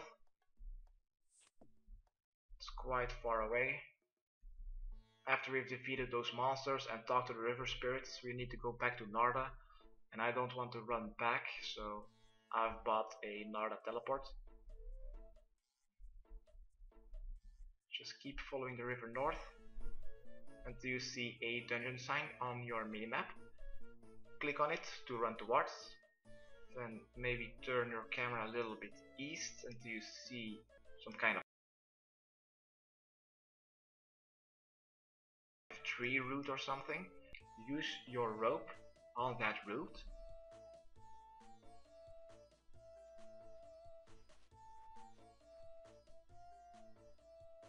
Alright, once you're inside, be sure that you equip your both robes of Eladinis and open the door a little bit northeast.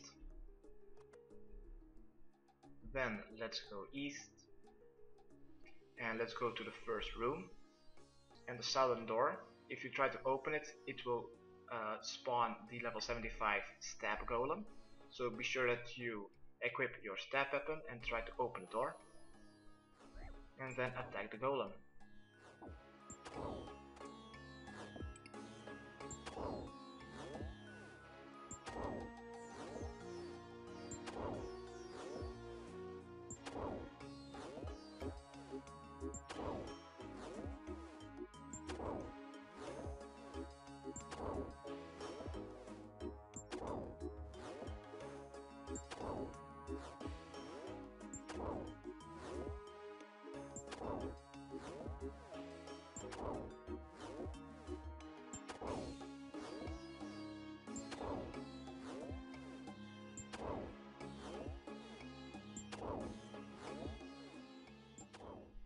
Alright, once the golem is dead, open the door and go a little bit south. You'll find a water channel. Clear it, and this water channel will require 37 thieving. Next, open the door And let's go to the southeastern door, or the southeastern room. This is the slash golem, so equip your slash weapon, open the door, and attack that grey golem.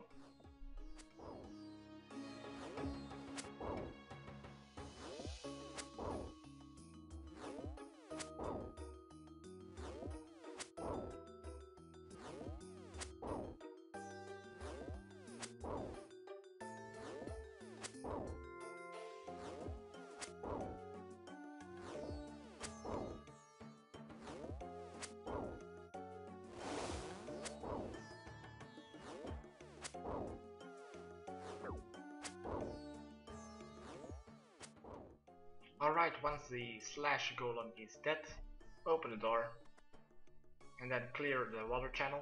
This will require a pickaxe and 37 mining. Once this is cleared, open the door and let's go to the northeastern room. This is the crush golem, so equip your crush weapon and try to open it.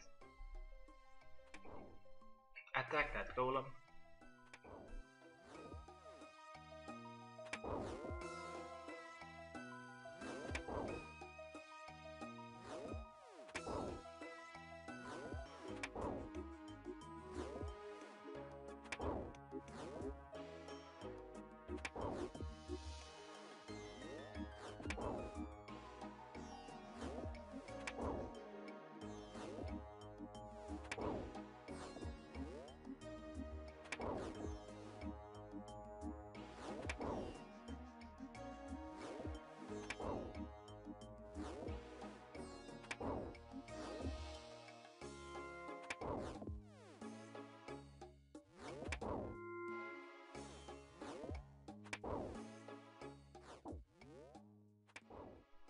Alright, once this crush golem is dead, open the door and equip your bow and arrows. Be sure that you have 37 range at, and behind the water channel you will find a target which you can shoot. Try to shoot the target. If you hit successfully, the water channel will be cleared. Once it is cleared, let's exit that room and go back west. Let's go towards that fishing sign on your minimap, so open those large doors. And let's go around this lake until we find the water spirits, or the river spirits. Once we've found them, talk to them. Select the fourth option, that you are an emissary of the people of Narda. Then select the first option, is there anything they can do to get their fountain working again? Alright, now we will need to go back to Narda to retrieve a statuette. Else run all the way back, or use a Narda teleport. Either a teleport scroll or maybe via your achievement diary desert amulet. But when you've arrived in Narda, let's go east and go back to the mayor. Talk to the mayor.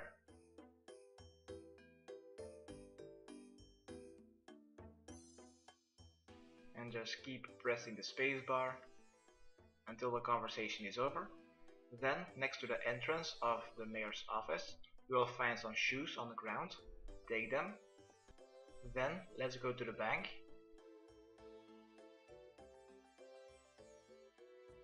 And then on your way to the bank, use your knife on the shoes to get 2 souls.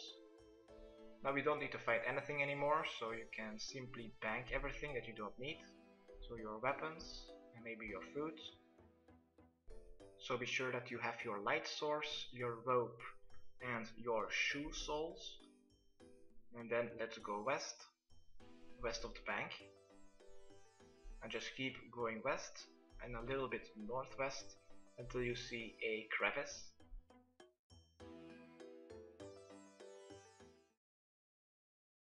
Once you see that crevice, click on it to climb down. Then go north, enter that room, and inside of that room you will find a genie.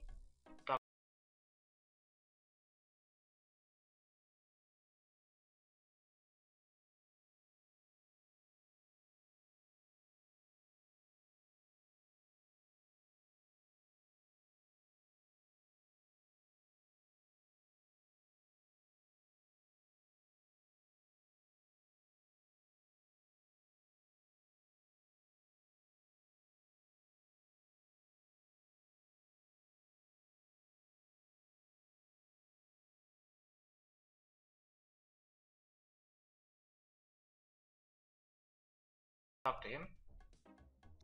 Select the first option that you're after the statuette. Select the first option, we want to make a deal for it. Then select the third option, I agree. Then, since you already have the soul, talk to the genie again. And he will give you the statuette. Next, let's go back upstairs by climbing up the rope that we just used to climb down. Then go east-northeast, return to the temple where we've gotten our ropes of Eladinis,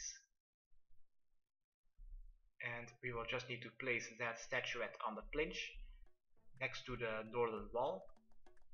Once we have placed it, the quest will be completed, so let's use it on the plinch. And congratulations, you've completed the Spirits of Elite quest. You are awarded with 2 quest points, use of the shrine to pray at, 8,000 prayer experience and 1,000 thieving and magic. Now when you click on the Eladinis statuette to pray, your run energy, prayer and hit points will all be restored, and with additional 10% extra hit points. This was my guide how to do the Spirit of Elite quest. Hopefully it helped. Subscribe, rate and comment. Okay, thanks, bye.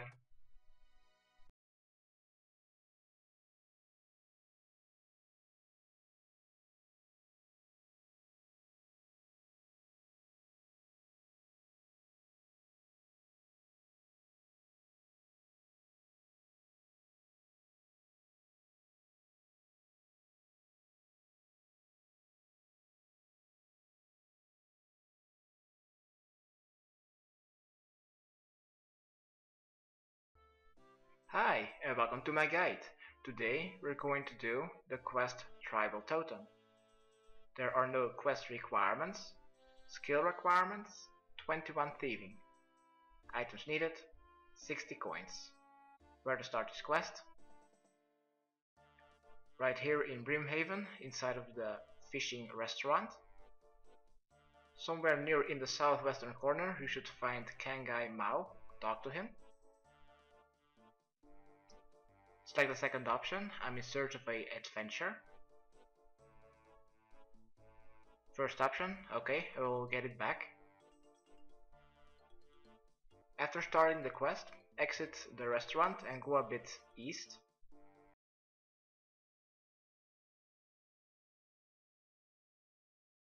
Then go north between the agility arena and the restaurant.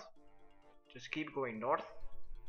And then at the spiritory patch, go a bit northwest and go to the ship, and then just go to the docks, and there you should find a customs officer. Right click and pay fare to go to Ardoin.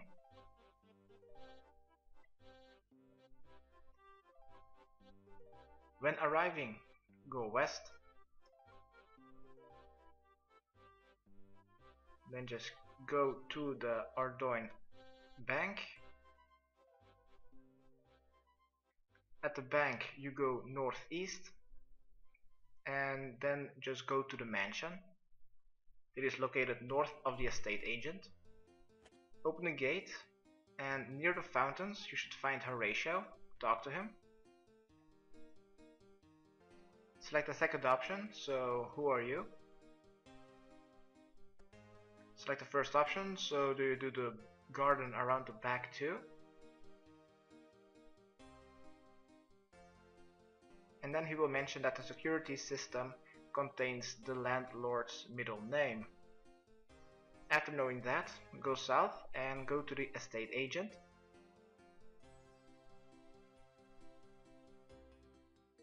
The building just south, you'll find a guidebook. Pick it up from the table and read it. Just skip a few pages, then you can just simply drop the book again because you already now know the landlord's middle name. After knowing that, go to the East Ardoin market, located just a bit northeast. At the market, go more northeast. We are now going to the wizard. He's located in the blue building, or at least blue on the minimap, at the transportation sign. Open the door. There you'll find Wizard Crom Bertie. Talk to him. Then select the second option, so what have you invented? Then select the first option, so where is the other block? Then select the first option again, can I be teleported? Yeah, sure, teleport me.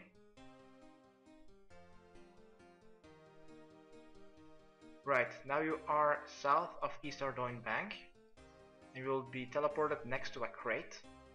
Go a bit north and you should find another crate just a bit northeast of the square where you have spawned. Investigate that crate and click to continue, and you will peel the address label off. Then go back to the crate where you've spawned at, just a bit southwest. Then use the address label on that crate. Click to continue twice, and then talk to one of the depot's employees. Then select the first option. Could you deliver these crates? Next, we will need to go back to the wizard to let him teleport us again.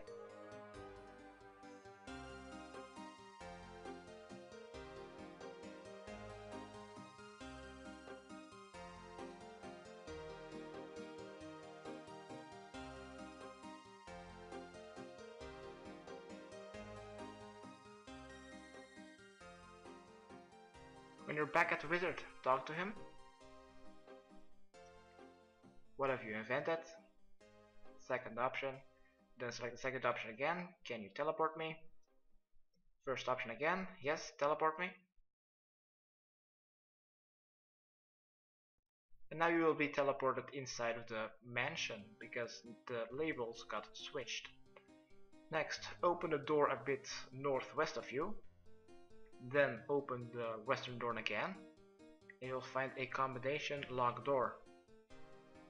Use the arrow keys and let it spell out Kurt.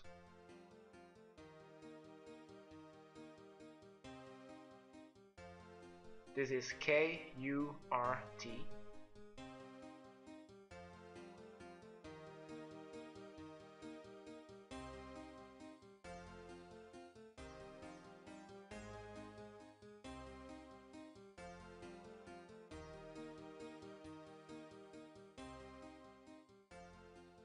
When it spells out Kurt, click on enter, and the combination seems to be correct. Open the door, and then right click on the stairs and investigate. This investigation option requires 21 thieving. If you failed either the door or investigating the stairs, you will end up in the Ardoin sewers. Just climb out of the sewers and return to the wizard and try again. After that, climb up the stairs, open the door, go a bit east and you'll find another room. Enter that room, and north you will find a chest. Open that chest and search in it, and you'll find a tribal totem. After that, we'll need to bring this to the guy in Brimhaven, so go back down the staircase.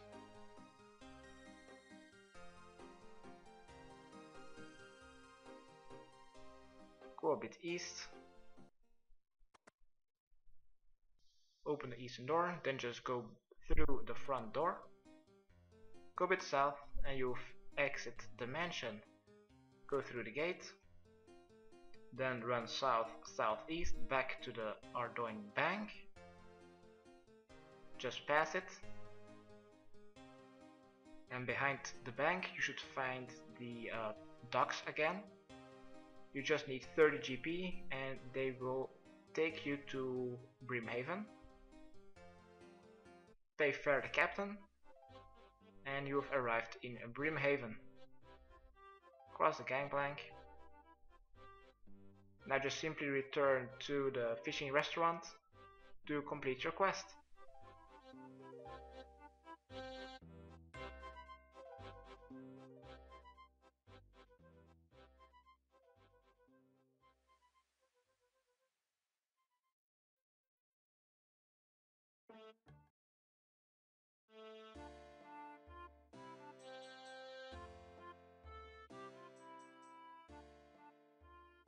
Alright, talk to Kangai. He will thank you and congratulations, you've completed Tribal Totem Quest. You are awarded with 1 quest point, 1775 thieving experience,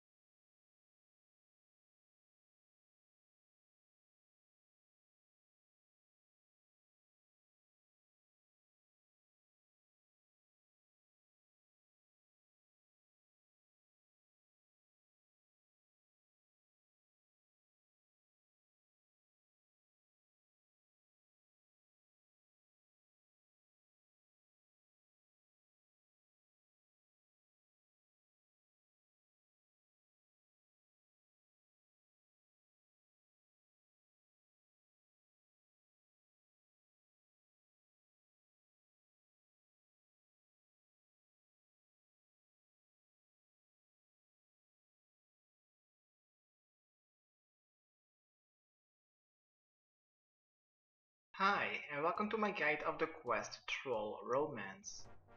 The quest requirement is Troll Stronghold, but it is recommended to also have completed the quest Edgar's Ruse. The stat requirement is 28 agility, but you will also need to be able to kill a combat 171, which can hit up to 39 with melee and 29 with ranges. But you can lure him to a safe spot, but that could take a couple of hits before he can get there. So also having 43 prayer is very helpful. Items needed is a pair of climbing boots, an iron bar, a rope, maple logs, 1 swamp tar, a cake tin and a bucket of wax. To get a bucket of wax, simply use some insect repellent on the beehive located west of Catherby. Click to continue so the bees actually go away. Then use an empty bucket on the beehive and you will get your bucket of wax, just like in the Merlin's Crystal quest. Next, to speed up the quests, a game necklace of at least 2 charges and 2 teleports to Trollheim. If you have not completed the quest Edgar's Ruse, you will need 2 more charges on your game necklace, and you will also need an extra stamina potion. I'm going to bring along 2 stamina potions of 4 doses.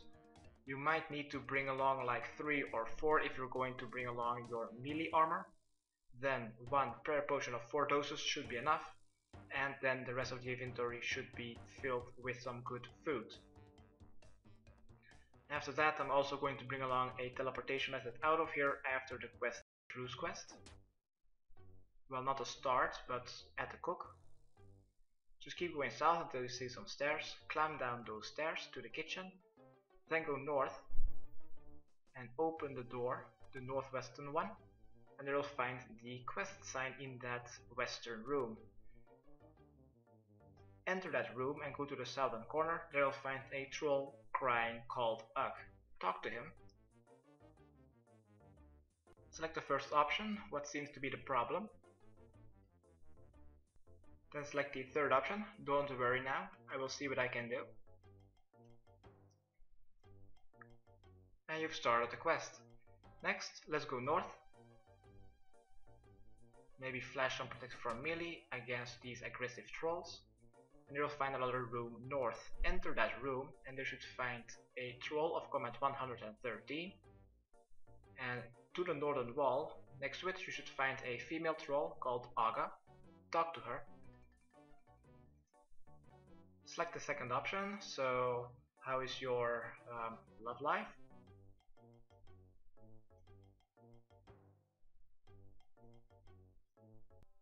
Select the second option, so what do you think of Ugg? Now she will mention a very rare and beautiful flower called Trollvice.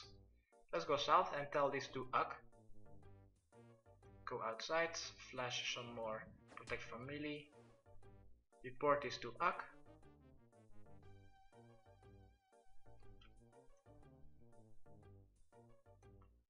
Just skip through the dialogue a little bit and he will mention that you will need to talk to someone who has a lot of experience in the mountains. Use your game necklace and go to Berthope. We're now needing to talk to Tenzin.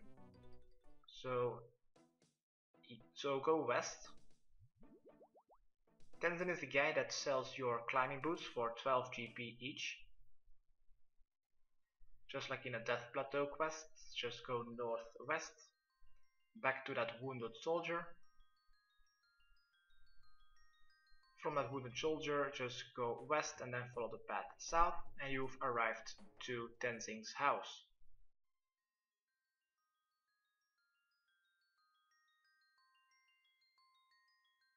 Alright, open the gate, open the door, talk to Tenzin. Select the fourth option, do you know where I can find Trollvice?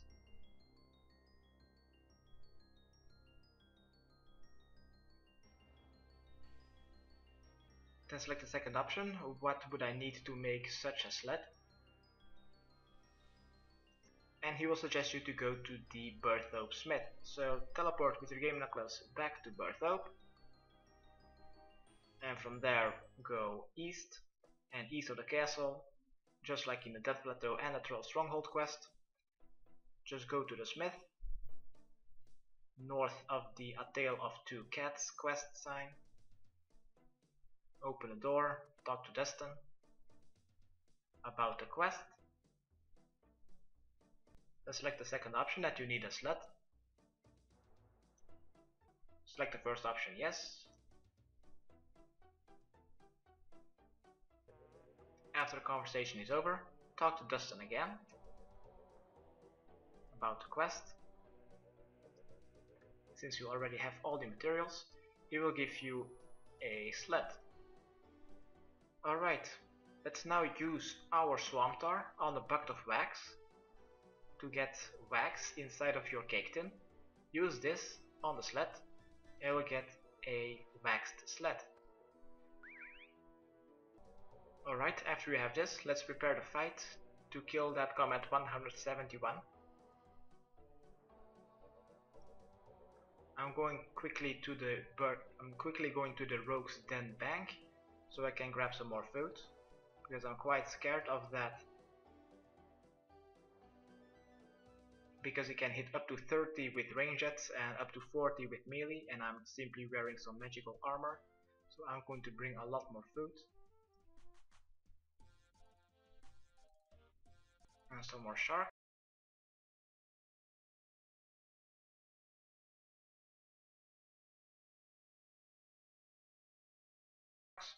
You don't need your cake tin anymore, you can simply drop it. Alright, from here, let's teleport to Trollheim. Then climb down the rocks. We now need to go to that little troll from the Desert Treasure quest. So climb down the circular hill or mountain. Climb down the rocks. And then just run north to the thrower trolls. Northwest of the thrower trolls you should find a path going north. Follow that path, drinking stamina potion dose, and just simply follow this path until you find that troll next to a icy gate from the Desert Treasure quest.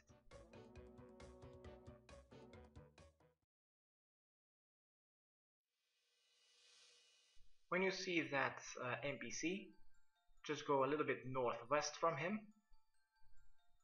You don't really see it, but click northwest on your minimap and you will find a cave entrance. Enter it, and now you simply need to follow this cave. Use some protect from melee, because here are level 120s ice trolls. Just keep following the cave.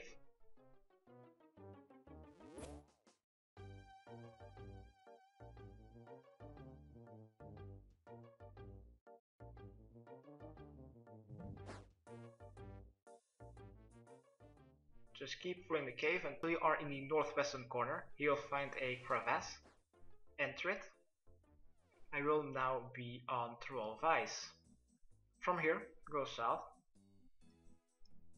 Pass some aggressive ice wolves, just keep going south. Keep going south until you see a slope, but this slope can be entered by foot. Left click on your sled and ride it. Now you need to click on the slope to ride it. Once you do this, you will need to wait a couple of seconds before your character has arrived.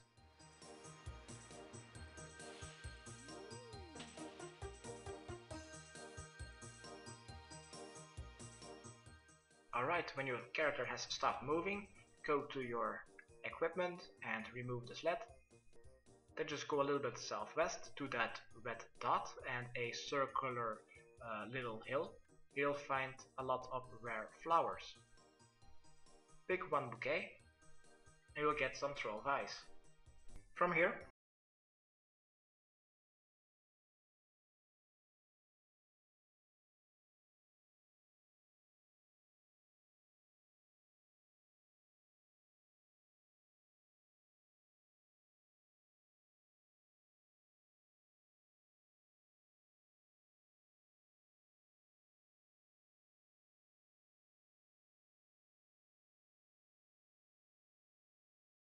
you can do two different things.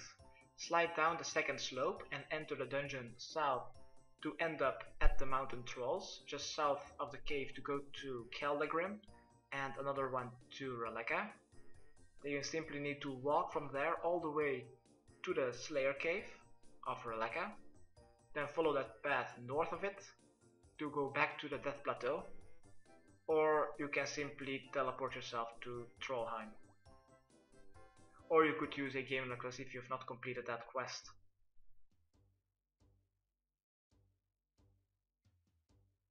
When you've arrived to Trollheim, let's return to Uck and give him these flowers.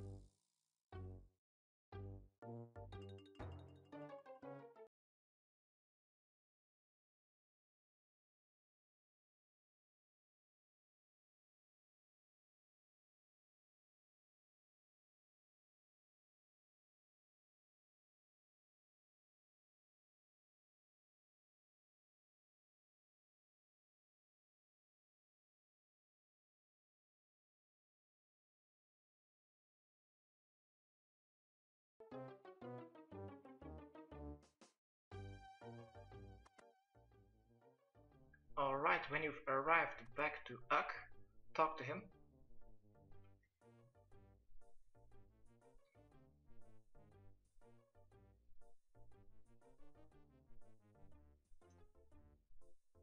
And now Uck is too scared to go to Aga to give her the flowers because Ark is there. And he will say that we will need to kill Ark. So let's go north.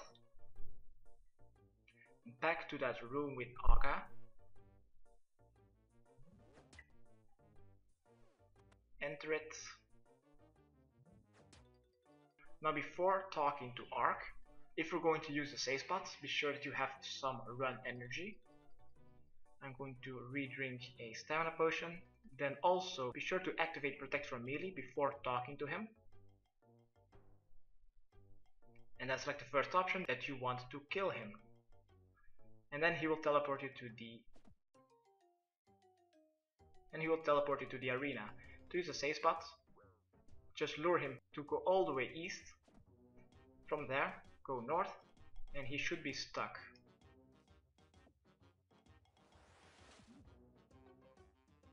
If it doesn't work, just go all the way to the most eastern extreme east. From there, go north. Be sure that he's walking east as well.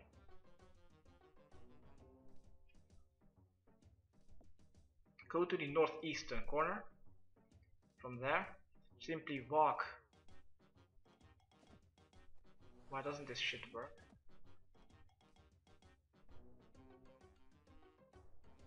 Okay, Apparently I've fixed it now. Now Ark is stuck because you are a couple of squares away from the arena gate. From here you can simply attack Ark, and from this spot Ark is not able to use his melee nor his ranged attack.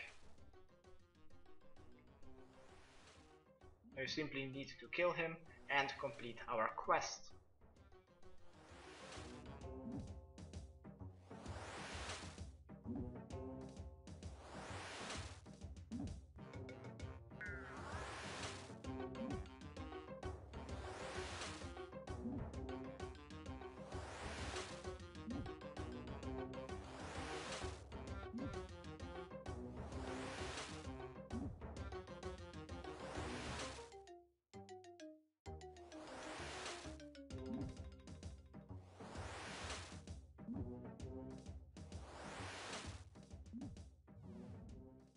Alright, when we have defeated Ark, he will drop some coins and bones, and now we will need to return to Uck to complete our quest. And I should have brought a third Trollheim teleport. Let's open the arena gate, let's go northwest, and let's go to the Troll Stronghold to complete our quest.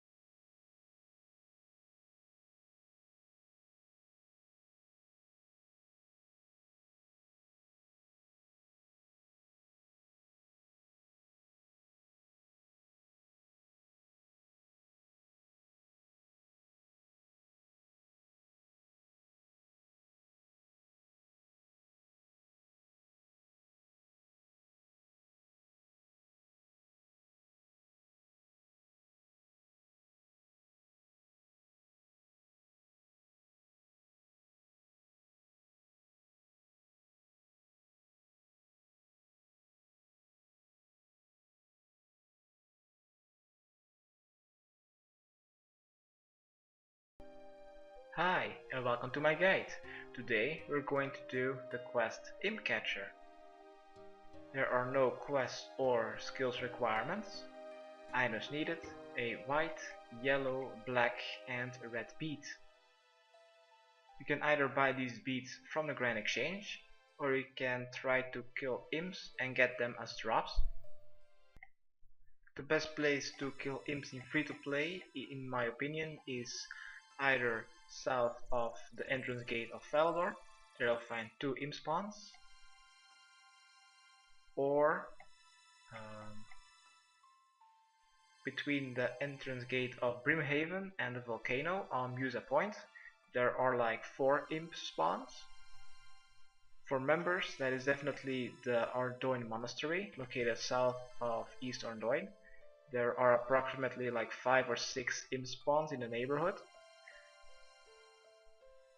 And also near Nightmare Zone there are also the Wizard's Tower, located south of Draenor Village. You'll find Wizard Misgog.